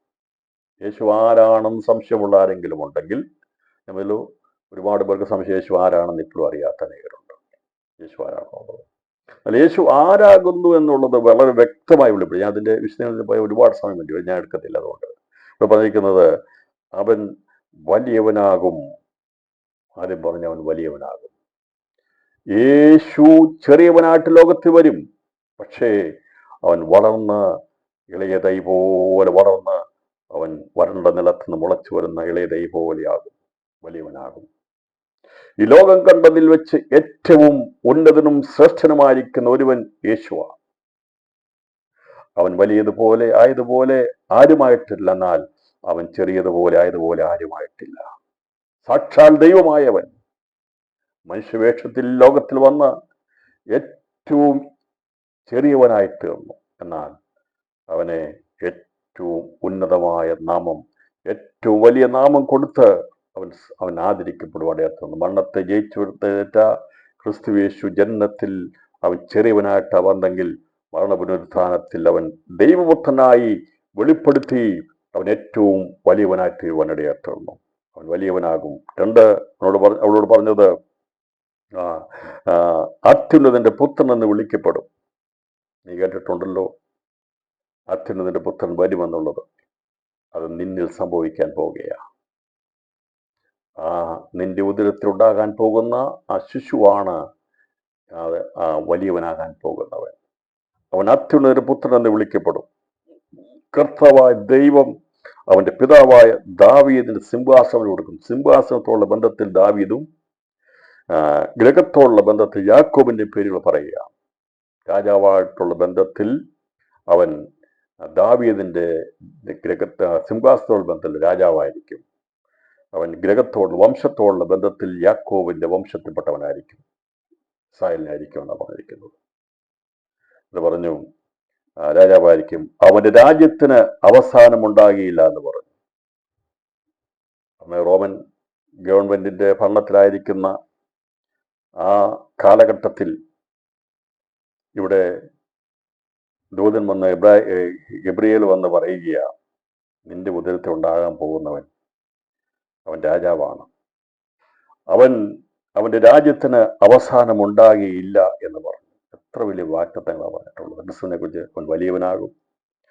അവൻ അത്യുന്നത പുത്രൻ എന്ന് വിളിക്കപ്പെടും. കർത്താവായ ദൈവത്തിന്റെ പിതാവായ ദാവീദ് സിംഹാസനം അവന് കൊടുക്കും. അവൻ യാക്കോബ് ഗൃഹത്തിന് എന്നേക്കും രാജാവായിരിക്കും. അവന്റെ രാജ്യത്തിന് അവസാനമുണ്ടാകിയില്ല എന്ന് പറഞ്ഞു. മറിയദൂതനോട് ഞാൻ പുരുഷനെ അറിയായിക, ഇതെങ്ങനെ സംഭവിക്കുമെന്ന് പറഞ്ഞു. ദൂതൻ പരിശുദ്ധാത്മാവ് നിന്റെ മേൽ വരും, അത്യുന്നത ശക്തി നിന്റെ മേൽ നിഴലിടും. ആകയാൽ ഉത്ഭവിക്കുന്ന വിശുദ്ധ പ്രജ ദൈവപുത്രനെന്ന് വിളിക്കപ്പെടും. ദൈവം അരുളിച്ചെയ്തു. ദൈവം അവളോട് അരുളിച്ചെയ്തു. രാത്രിയിൽ ആദ്യം പറഞ്ഞ ദൂത് ദൈവം നിന്നോട് കൂടി ഉണ്ടെന്നാണ് പറഞ്ഞത്. അവളെ ബലപ്പെടുത്തി ശക്തീകരിച്ചു. അത് പറഞ്ഞു നിന്നിൽ ഉരുവാകാൻ പോകുന്നത് ആരാണെന്നുള്ള കാഴ്ചപ്പാട് കൊടുത്തു. പറയുകയാണ്, നിന്റെ ചാർച്ചക്കാരത്തി എലിസബത്തും വാർദ്ധക്യത്തിൽ ഒരു മകനെ ഗർഭം ധരിച്ചിരിക്കുന്നു. മച്ചി എന്ന് പറഞ്ഞ് അവർക്കിത് 6-ാം മാസം. ഇത് പറഞ്ഞു, ഇങ്ങനെ നിന്റെ ചാർച്ചക്കാരത്തിയായിരിക്കുന്ന എലിസബത്തിന്റെ ഉദരത്തിൽ ഒരു വാർദ്ധക്യത്തിൽ ഒരു കുഞ്ഞിനെ കൊടുത്തിട്ടുണ്ട്. അവൾക്കത് 6-ാം മാസമാണെന്ന് പറഞ്ഞു. ദൈവത്തിനൊരു കാര്യവും അസാധ്യമല്ലല്ലോ എന്ന് ഉത്തരം പറഞ്ഞു. അതിന് മറിയ, ഇതാ ഞാൻ കർത്താവിന്റെ ദാസി, നിന്റെ വാക്കുപോലെ എനിക്ക് ഭവിക്കട്ടെ എന്ന് പറഞ്ഞു. ദൂതൻ അവളെ വിട്ടുപോയി. ഇത് കേൾക്കാൻ വേണ്ടിയാ ദൂതൻ നിന്നത്. ദൈവം അറിയിക്കാൻ അയച്ച ദൂതുമായി വന്നപ്പോൾ ഇവളത് സ്വീകരിക്കും എന്നുള്ളത് സ്വർഗത്തിനറിയാമായിരുന്നു. ഏറ്റെടുക്കുന്നവന്റെ അടുത്തേ ദൈവം ദൂതറിയിക്കാൻ വരത്തുള്ളൂ, വാഗ്ദത്തം ചെയ്യാൻ വരത്തുള്ളൂ. ഏശാവിന്റെ അടുത്ത് ദൈവം ദൂതറിയിച്ചില്ല, യാക്കോബിന്റെ അടുത്ത് അദ്ദേഹം ദൂതറിയിച്ചത്. ലോകത്തിൽ കോടിക്കണക്കിന് ആൾക്കാർ ജീവിച്ചിരിപ്പുണ്ട്. എന്നാൽ ദൈവം ദൂതറിയിക്കാൻ വേണ്ടി രാത്രിയിലൊക്കെ നമ്മളെ കൂട്ടിയിരുത്തുന്ന ദൈവത്തിന് ഉദ്ദേശമുള്ളത് കൊണ്ടാണ്, ദൈവത്തിന്റെ പദ്ധതി ഉള്ളത് കൊണ്ടാണ്. ദൈവം അന്ന് അനവധി കന്യകമാർ അവിടെ ഉണ്ടായിരുന്നെങ്കിലും അവർ സ്വർഗത്തിന് അറിയാമായിരുന്നു ദൈവത്തിന്റെ സന്നിധിയിൽ താഴ്ചയുള്ള, ദൈവം സംസാരിക്കുന്നത് റിസീവ് ചെയ്യാൻ പറ്റുന്ന, കേൾക്കാൻ ചെവിയുള്ള ഒരുവളാണ് മറി എന്നറിയാവുന്നത് കൊണ്ട് അവിടെ അടുത്ത് സംസാരിക്കാനായിട്ട് ചെന്നത്. ഇന്ന് രാത്രിയിൽ സന്ദേശം മനസ്സിലാക്കണം. ദൈവത്തിന്റെ സന്ദേശം എല്ലാവരോടും ദൈവത്തിന്റെ ആത്മാവ് ചെന്ന് സംസാരിക്കത്തില്ല. ദൈവം സംസാരിക്കുന്നത് അത് ആ കാര്യം നിർവഹിക്കാൻ പറ്റുന്ന ആൾക്കാരോടാണ് ദൈവം സംസാരിക്കുന്നത്. ദൈവത്തിന്റെ ശബ്ദം സ്വപ്നത്തിലൂടെയോ ദർശനത്തിലൂടെയോ അതല്ല പ്രവാചകന്മാരോട് നീ കേട്ടിട്ടുണ്ടെങ്കിൽ ഭാഗ്യവാന്മാരാണ്. കാരണം ദൈവം നമ്മളെ ആ ഒരളവിലേക്ക് കൊണ്ടുവരാൻ വേണ്ടി ആഗ്രഹിക്കുക. ഇവിടെ എത്രയോ കന്യകമാരുണ്ടായിരുന്നു. അവിടെ ഒന്നും അടുക്കൽ പോകാതെ ഈ കന്യകയായിരിക്കുന്ന യോസഫിന് വേണ്ടി വിവാഹ നിശ്ചയം ചെയ്തിരിക്കുന്ന കന്യകയായിരിക്കുന്ന മറിയയുടെ അടുത്ത് ചെന്ന് പറഞ്ഞപ്പോൾ അവൾക്ക് ആദ്യം സംശയമുണ്ടായി. എങ്ങനെ സംഭവിക്കുന്നത് ചോദിച്ചപ്പോൾ വ്യക്തമായ ദൂത് പറഞ്ഞു കഴിഞ്ഞപ്പോൾ അവൾ പറയുകയാണ്, ഇതാ ഞാൻ കർത്താവിന്റെ ദാസി, നിന്റെ വാക്കുപോലെ എനിക്ക് ഭവിക്കട്ടെ എന്ന് പറഞ്ഞു. ദൂതൻ അവളെ വിട്ടുപോയി എന്ന് പറഞ്ഞാൽ ദൂതനെ അയച്ചപ്പോൾ തന്നെ സ്വർഗം അവിടെ മേൽ ദൃഷ്ടി വെച്ചിരുന്നു എന്ന് പറഞ്ഞാൽ ദൈവം വളർന്നു വന്ന ഓരോ സാഹചര്യങ്ങളെ നോക്കിക്കൊണ്ടിരുന്നു. രാത്രിയിൽ എന്നെ കേൾക്കുന്ന പ്രിയപ്പെട്ടവരെ, സന്ദേശം കേൾക്കുന്നവരെ, ഞാൻ വിശ്വസിക്കുന്നത് ഏറ്റവും വലിയ ഒരു അരുളപ്പാട്, വലിയ ഒരു ദൂത്, വലിയൊരു വാഗ്ദത്തം ലഭിച്ചത് മറിയയ്ക്കായിരുന്നു. പക്ഷേ മറിയയെക്കുറിച്ച് പലരും വേണ്ട രീതിയിൽ മനസ്സിലാക്കിയിട്ടില്ല, പഠിച്ചിട്ടില്ല, പഠിപ്പിച്ചിട്ടില്ല. അല്ലേ? അതല്ലേ നമ്മൾ ശ്രദ്ധിക്കേണ്ട വിഷയം? അതല്ലേ? അബ്രഹാമിനെ കുറിച്ച് വിശ്വാസം ഒരുപാട് കാര്യങ്ങൾ നമ്മൾ പ്രസംഗിക്കും. എല്ലാവരുടെയും വിശ്വാസത്തിന്റെ അളവുകോൽ അബ്രഹാമാണ്. പലരുടെയും പ്രസംഗത്തിന്റെ മെയിൻ വിഷയം അബ്രഹാമും സാറയുമാണെങ്കിൽ രാത്രി ഞാൻ പറയുക, യഥാർത്ഥത്തിലുള്ള വിശ്വാസം നമുക്ക് കാണാൻ സാധിക്കുന്നത് മറിയയിലാണ്. യേശുവിൻ്റെ അമ്മ മറിയയിലാണ്. യേശുവിൻ്റെ അമ്മ മറിയ അത് അവളെ ആരാധന യോഗ്യനല്ല, എൻ്റെ അർത്ഥം അതല്ല, ബഹുമാനത്തിന് യോഗ്യയാണ്. അപ്പോൾ പുതിയ നിയമത്തിൽ അല്ലെങ്കിൽ ദൈവത്തിന്റെ രക്ഷാകരണമായിരിക്കുന്ന പ്രവൃത്തിയിൽ ഒരു സ്ത്രീയുടെ സന്തതിയായി ഒരുവൻ ജനിക്കണമെന്നുള്ള ദൈവത്തിന്റെ അരുളപ്പാട് അത് നിവൃത്തീകരിക്കപ്പെട്ടിരിക്കും. അത് നിവൃത്തീകരിക്കപ്പെടാൻ വേണ്ടി ദൈവത്തിന്റെ സമയമായപ്പോൾ സ്ത്രീയുടെ സന്തതിയായി യേശു ജനിക്കുമെന്ന് അന്ന് ഏദനിൽ വെച്ച് പ്രഖ്യാപിച്ചെങ്കിൽ ആ പ്രവചനം നിവൃത്തീകരിക്കപ്പെടുവാൻ വേണ്ടി വർഷങ്ങൾ, ആയിരക്കണക്കിന് വർഷങ്ങൾ എടുത്തു. അബ്രഹാമുള്ള വാഗ്ദത്തങ്ങൾ, യാക്കോബുള്ള വാഗ്ദത്തങ്ങൾ, അതുപോലെ ഇസ്രായേലുള്ള വാഗ്ദത്തങ്ങളൊക്കെ നമുക്കറിയാം. അത് വളരെ വളരെ വളരെ ശക്തമായ രീതിയിൽ പറഞ്ഞ ദൂതുകളൊക്കെയും ഒന്നൊന്നായി നിവൃത്തീകരിക്കപ്പെട്ടുകൊണ്ടിരിക്കുന്നു. യാക്കോബോട് പറഞ്ഞ കാര്യങ്ങളൊക്കെ നിവൃത്തീകരിക്കപ്പെട്ടു. അവനോട് പറഞ്ഞ കാര്യങ്ങൾ അതെ, അവനോടുള്ള ജീവിതത്തിൽ അത് നിവൃത്തീകരിക്കപ്പെട്ടുകൊണ്ടിരിക്കുന്നു. എന്നാൽ മനുഷ്യന്റെ ലോകാരംഭത്തിൽ അവൻ പാപം ചെയ്തു കഴിഞ്ഞപ്പോൾ ദൈവം പറഞ്ഞ വാഗ്ദത്തം നിറവേറപ്പെടാൻ അരുളി ചെയ്തത് ദൈവം വാഗ്ദത്തം ചെയ്താൽ, ദൈവം അരുളി ചെയ്താൽ അത് നിവൃത്തീകരിക്കും. അതിനുള്ള ഒരു വ്യക്തിയെയും ദൈവം കണ്ടിട്ടുണ്ട്. രാത്രിയത്തവർക്ക് പറയാൻ സാധിക്കും, അതേ കർത്താവേ, അങ്ങ് പറഞ്ഞിരിക്കുന്ന പോലെ തന്നെ സംഭവിക്കും. ഞങ്ങൾ വിശ്വസിക്കുന്നു. അത് നമ്മൾ വിശ്വസിക്കണം. അതെങ്ങനെയാണെന്നുള്ളതല്ല, ദൈവത്താൽ സകലവും സാധ്യമാണ്. കാരണം നമുക്ക് മനസ്സിലായി, ദൈവം കൂടെ ഉണ്ടെങ്കിൽ ചെങ്കടലിനെ വിഭാഗിച്ച കാര്യമൊക്കെ അറിയാമായിരുന്നു. അബ്രഹാമിനും സാറയ്ക്കും മക്കളെ കൊടുത്താൽ അവർക്ക് പഴയ നിയമത്തിന്റെ ചരിത്രമെല്ലാം അറിയാം, അവരുടെ പിതാക്കന്മാരുടെ ചരിത്രം അറിയാം. അവൾ വിശ്വസിച്ചു. ആ തലമുറയിൽപ്പെട്ടതുകൊണ്ടാണ് അവളത് വിശ്വസിച്ചു കൊടുത്തത്. അവൾ അംഗീകരിച്ചു. അവളത് അംഗീകരിച്ചപ്പോൾ ദൂതൻ തൻ്റെ ദൗത്യം നിർവഹിച്ച് മടങ്ങിപ്പോകുവാൻ ഇടയായി തീർന്നു. അവൾ അതങ്ങനെ ഏറ്റെടുത്തപ്പോൾ തന്നെ മറിയയുടെ ഉദരത്തിൽ വലിയവനായി തീരേണ്ടവൻ, നിത്യരാജ്യത്തിന്റെ രാജാവാകേണ്ടവൻ, അതേ സകല മനുഷ്യത്തിന്റെ പാപങ്ങളെ മോചിക്കേണ്ട യേശു എന്നവൻ അവളുടെ ഉദരത്തിൽ ഉരുവാകുവാൻ ഇടയായി തീർന്നു. രാത്രിയത്തെ വിശ്വസിക്കുന്നു. അതെ, അരുളിച്ചത് അതുപോലെ തന്നെ സംഭവിക്കുമെന്ന് വിശ്വസിക്കുന്നവളായി തീരുവാൻ ആ മറിയയ്ക്ക് ദൈവം കൃപ കൊടുക്കുവാൻ ഇടയാക്കുന്നു. മറ്റൊരു ഭാഗം കൂടി എടുത്ത് സന്ദേശം അവസാനിപ്പിക്കാം. അത് യേശു ക്രിസ്തുവിന്റെ ജനനം എന്നുള്ള വിഷയത്തോടുള്ള ബന്ധത്തിൽ ഏറ്റവും പ്രാധാന്യമായ ഒരു പ്രവചന നിവൃത്തീകരണത്തിന് വേണ്ടി ഒരു വ്യക്തിയെ, ഒരു കന്യകയെ ആവശ്യമായിരുന്നു. ആ കാലഘട്ടത്തിൽ അതിനുവേണ്ടി ആ ദൈവത്തിന്റെ സന്ദേശം റിസീവ് ചെയ്യാൻ പറ്റിയ ഒരുവളായി അവിടെ മറിയെ കണ്ടപ്പോൾ അവളോട് സംസാരിക്കേണ്ട സമയത്ത് സംസാരിച്ചു. അവളോട് അരുളി ചെയ്തതുപോലെ തന്നെ അവളുടെ ജീവിതത്തിൽ അത് പ്രാവർത്തികമായി യേശുവെന്ന വലിയവനായ കർത്താവ് ലോകത്തിൽ മനുഷ്യനായി ജനിക്കുവാനിടയായിരുന്നു. മനുഷ്യപാപത്തിന് വേണ്ടി നീക്കാൻ വേണ്ടി ദൈവപുത്രനായവൻ, സാക്ഷാൽ ദൈവമായവൻ മനുഷ്യനായി വരുമെന്നുള്ളത്, കന്യകയുടെ പുത്രനായി ജനിക്കുമെന്നുള്ളത്, ശ്രീസന്ധതയായി ജനിക്കുമെന്നുള്ളത് ആ പ്രവചനം അത് നിവൃത്തീകരിക്കപ്പെട്ടു. അവൻ അരുളി ചെയ്തത് വാഗ്ദത്തം ചെയ്തവൻ അത് നിവൃത്തീകരിപ്പാൻ ശക്തനാണ്. സ്ത്രീയുടെ സന്തതി നിന്റെ തലയെ തകർക്കുമെന്ന് പറഞ്ഞുകൊണ്ട് തുടങ്ങിയ പ്രവചനം അത് പൂർത്തീകരിക്കപ്പെടാൻ വേണ്ടി അത് വ്യാപരിച്ച് 2000 വർഷം മുമ്പ് ആ ഗ്രാമത്തിലുണ്ടായിരുന്ന ഈ പറയുന്ന മറിയയുടെ ജീവിതത്തിൽ അത് പ്രാവർത്തികമാക്കി തീർക്കുവാൻ ഇടയാത്തുന്നെങ്കിൽ ദൈവം പ്ലാൻ ചെയ്തിരിക്കുന്ന പദ്ധതികൾ അത് അതിൻ്റെ പൂർത്തീകരണത്തിലേക്ക് എത്തും. ഒരുപക്ഷെ സങ്കീർണമാണെന്ന് നാം വിചാരിക്കും. ഞാൻ പറഞ്ഞല്ലോ, വലിയ പ്രശ്നങ്ങൾ ഉണ്ടാകുന്ന, വലിയ സങ്കീർണമായിരിക്കുന്ന വിഷയങ്ങൾ ഉണ്ടാകുന്നതിന് മുമ്പ് ദൈവം നമ്മളോട് പറയും, ഞാൻ നിന്നോട് കൂടെയുണ്ട്, ഞാൻ നിന്നെ കണ്ടിരിക്കുന്നത് ഒരു വാഗ്ദത്ത നിവൃത്തിക്ക് വേണ്ടിയാ. ഇന്ന് രാത്രി ദൈവം നമ്മളോട് പറഞ്ഞിരിക്കുന്നത് ദൈവത്തിന്റെ ആ വാഗ്ദത്തം നമ്മുടെ മേലുണ്ട്. അതെന്താണെന്നുള്ളത് ഇന്ന് രാത്രി ഞാൻ സന്ദേശം അറിയിച്ച് അവസാനിപ്പിക്കാം.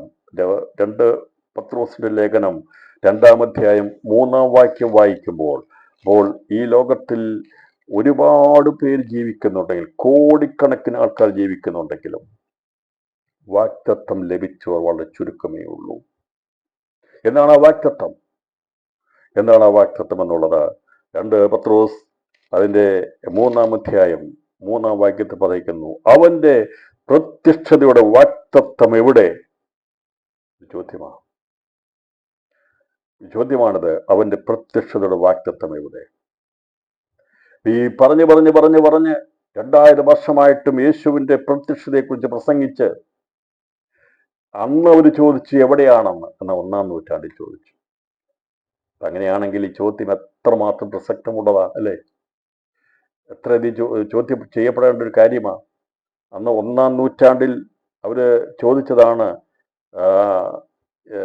അവന്റെ പ്രത്യക്ഷ വാഗ്ദത്തം എവിടെ? പിതാക്കന്മാർ നിദ്ര കൊണ്ട ശേഷം സകലവും സൃഷ്ടിയുടെ ആരംഭത്തിൽ ഇരുന്നത് പോലെ തന്നെ ഇരിക്കുന്നു എന്ന് പറഞ്ഞ് സ്വന്തം മോഹങ്ങളെ അനുസരിച്ച് നടക്കുന്ന പരിഹാസത്തോടെ അന്ത്യകാലത്ത് വരുമെന്ന് വിശേഷം അറിഞ്ഞുകൊള്ളു. പിതാക്കന്മാർ 1-ാം നൂറ്റാണ്ടിലെ പിതാക്കന്മാർ മരിച്ചു കഴിയുമ്പോൾ എല്ലാം സൃഷ്ടിയുടെ ആരംഭത്തിൽ പോലെയായി, എല്ലാം ശരിയായി എന്നൊക്കെ പറഞ്ഞുകൊണ്ട് വരുന്ന പഠിപ്പിക്കാർക്ക് വരും എന്ന് പറയുമ്പോൾ ഇവിടെ ചോദിക്കുകയാണ്, അവന്റെ പ്രത്യക്ഷതയുടെ വാഗ്ദത്തം എവിടെ?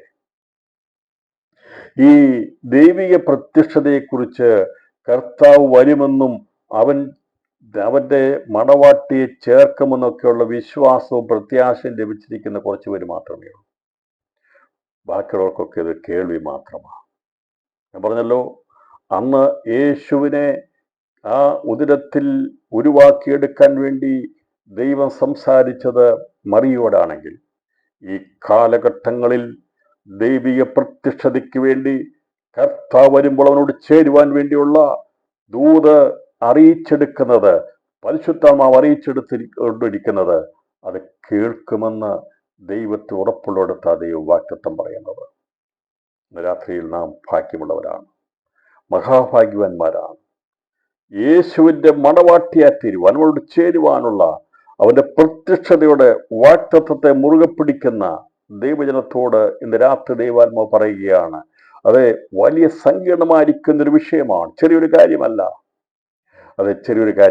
പ്രിയപ്പെട്ടവരെ, ഇതൊരു ചെറിയ കാര്യമല്ല. വീട് കിട്ടുന്നതും ജോലി കിട്ടുന്നതും കാറ് കിട്ടുന്നതും ഒക്കെ ചെറിയ ചെറിയ കാര്യങ്ങളാ, അതൊക്കെ ഭൗമിക കാര്യങ്ങളാ. എന്നാൽ വാഗ്ദത്തം, ഏറ്റവും അതിശ്രേഷ്ഠമായ വാഗ്ദത്തം ക്രിസ്തു അവനെ സ്വീകരിക്കുന്നതാ. യേശു എന്ന വാഗ്ദത്തമാണ് ഏറ്റവും വലുത്. അത് മറിയയ്ക്ക് ഉൾക്കൊള്ളുവാൻ കഴിഞ്ഞു.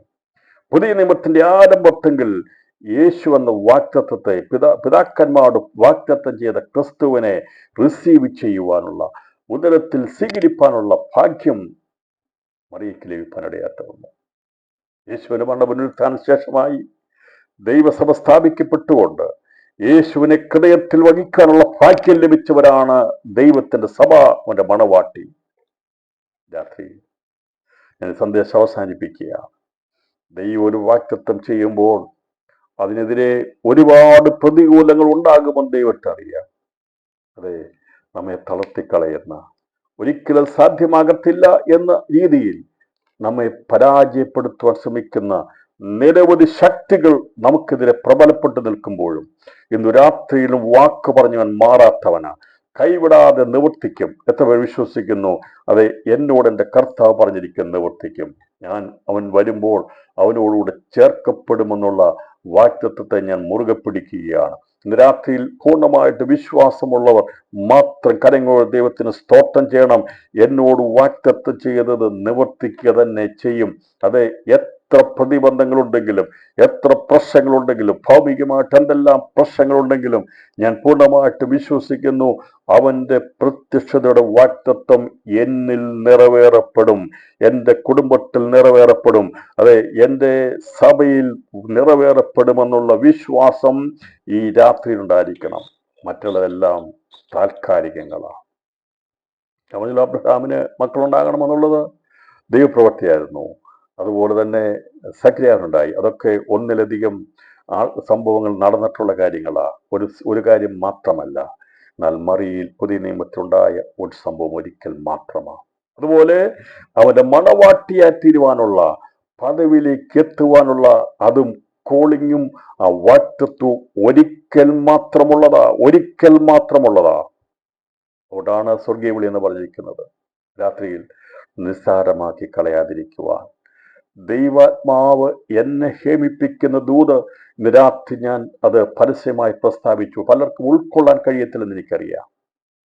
എല്ലാവർക്കും ആവശ്യം ഭൗതികതയുടെ ദൂതുകളാണ്. എനിക്കറിയാം പലരും എന്നെ റിജക്റ്റ് ചെയ്യാറുണ്ട്. പല സ്ഥലങ്ങളിൽ എന്നെ റിജക്ഷൻ വന്നിട്ട് എനിക്കറിയാം. കാരണം എനിക്ക് പറയാനുള്ളൊരു ദൂത്, എന്നെ ഹേമിപ്പിക്കുന്ന, പരിശുദ്ധാത്മാവ് ഹേമിപ്പിക്കുന്ന ഒരു ദൂത്, അവന്റെ പ്രത്യക്ഷതയുടെ സമയമടുക്കുന്നു. അതുകൊണ്ട് ദിവസങ്ങളിൽ അത് നമ്മിൽ നിറവേറപ്പെടണം എന്നുള്ള ആഗ്രഹത്തോടെ ആയിരിക്കണം ജീവിക്കേണ്ടത്. ജീവിതത്തിന്റെ ഏറ്റവും വലിയ വാഗ്ദത്തം പ്രാപിച്ചെടുക്കേണ്ടത് അവനോട് ചേരുക എന്നുള്ളതാണ്. അതെ, അതാണ് നമ്മുടെ ജീവിതത്തിന്റെ ഏറ്റവും വലിയ കാര്യമായി എടുക്കേണ്ടത്. ബാക്കിയുള്ളതൊക്കെ അതിന്റെ പിമ്പിലുള്ള കാര്യങ്ങളാണ്. എത്ര പേർക്ക് അത് സീരിയസ് ആയിട്ട് എടുക്കാൻ സാധിക്കും? അന്ന് മറിയത് ഏറ്റെടുത്തല്ലോ, അവളത് ഏറ്റെടുത്തല്ലോ. അതുകൊണ്ടല്ലേ യേശു ജനിക്കുവാനിടയാറ്റുന്നത്. അവൾ അതിനെ റിജക്റ്റ് ചെയ്തിരുന്നെങ്കിൽ ദൂതൻ മടങ്ങിപ്പോവാൻ കഴിയത്ത്. വേഗത്തിൽ ദൂത് പറഞ്ഞ് മടങ്ങിപ്പോയി. ഒരുപാട് സമയം അവളോട് വാദിക്കേണ്ടി വന്നില്ല. എന്നാൽ സക്രിയാവിനോട് കുറേ നേരം സംസാരിക്കേണ്ടി വന്നു. അവസാനം അവന്റെ നാവടഞ്ഞ് അവൻ നിൽക്കേണ്ടതായിട്ട് വന്നു. പഴയ നിയമത്തിന് നാവടച്ച് കളഞ്ഞ് പുതിയ നിയമത്തിന് നാവ് തുറന്നു. സക്രിയ പുരോഹിതന്റെ നാവ് അടഞ്ഞുപോയി. സംസാരിക്കാൻ കഴിയാതായപ്പോൾ, ഇതാ ഞാൻ കർത്താവിന്റെ ദാസി എന്ന് പറഞ്ഞുകൊണ്ട് ഏൽപ്പിച്ചു കൊടുത്തവളെ ഭാഗ്യവതിയാക്കി തീർക്കുവാനിടയാറ്റുന്നെങ്കിൽ യേശുവിനെ സ്വീകരിപ്പാനുള്ള, അവനെ ഹൃദയത്തിൽ വഹിച്ച് അവനോട് ചേരുവാനുള്ള വാഗ്ദത്തം പ്രാപിച്ചിരിക്കുന്ന ദൈവജനം പറയണം, കർത്താവിന്റെ മധ്യാകാശ പ്രത്യക്ഷതയുടെ വാഗ്ദത്തം എൻ്റെ മേലുണ്ട്, എൻ്റെ തലമുറകളുടെ മേലുണ്ട്. അത് ഇപ്പോൾ നിവർത്തിയിരിക്കുകയാണെങ്കിൽ കൃപയാൽ ഞങ്ങൾ രൂപാന്തരപ്പെടുവാനുള്ളവരാ. രാത്രി രോഗങ്ങളെക്കുറിച്ച് പറയുന്ന, മരണത്തെക്കുറിച്ച് ചിന്തിക്കുന്നതിന് മുമ്പ് വിൽപത്രം എഴുതി വെക്കുന്നതിനെ കുറിച്ച് ഞാൻ ആത്മാവിൽ വിളിച്ചു പറയുക.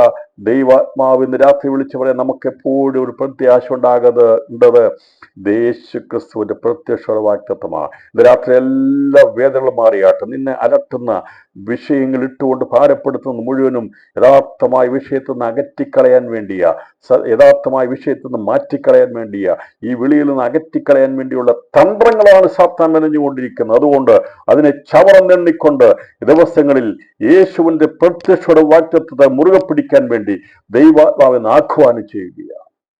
നമ്മളെ ഇതിൽ നിന്ന് അകറ്റിക്കളയണം. അതാണ് അവന്റെ തന്ത്രം. അതുകൊണ്ടാണ് ഭാരമിടുന്നത്, അതുകൊണ്ടാണ് കേസിടുന്നത്, അതുകൊണ്ടാണ് പ്രശ്നമിടുന്നത്, അതുകൊണ്ടാണ് മക്കൾക്ക് ജോലിയില്ലാതാക്കുന്നത്, അതുകൊണ്ടാണ് രോഗമിടുന്ന വിഷയങ്ങൾ ഇടുന്നത്. ഒന്നൊന്നായി വിഷയങ്ങൾ ഇട്ടുകൊണ്ട് എങ്ങനെയെങ്കിലും നമ്മെ ഈ ദൈവിക ദൗത്യത്തിൽ നിന്ന്, പ്രത്യക്ഷ വാക്യത്തിൽ നിന്ന് അതെവിടെയെന്ന് ചോദിച്ചുകൊണ്ട് സംശയം ചോദിക്കുന്ന നിലവാരത്തിലേക്ക് കൊണ്ടുവരാൻ വേണ്ടി ശ്രമിക്കുമ്പോൾ ഇന്ന് രാത്രിയിൽ പറയണം, ഞങ്ങൾ പിന്മാറുന്നവരുടെ കൂട്ടത്തിലല്ല.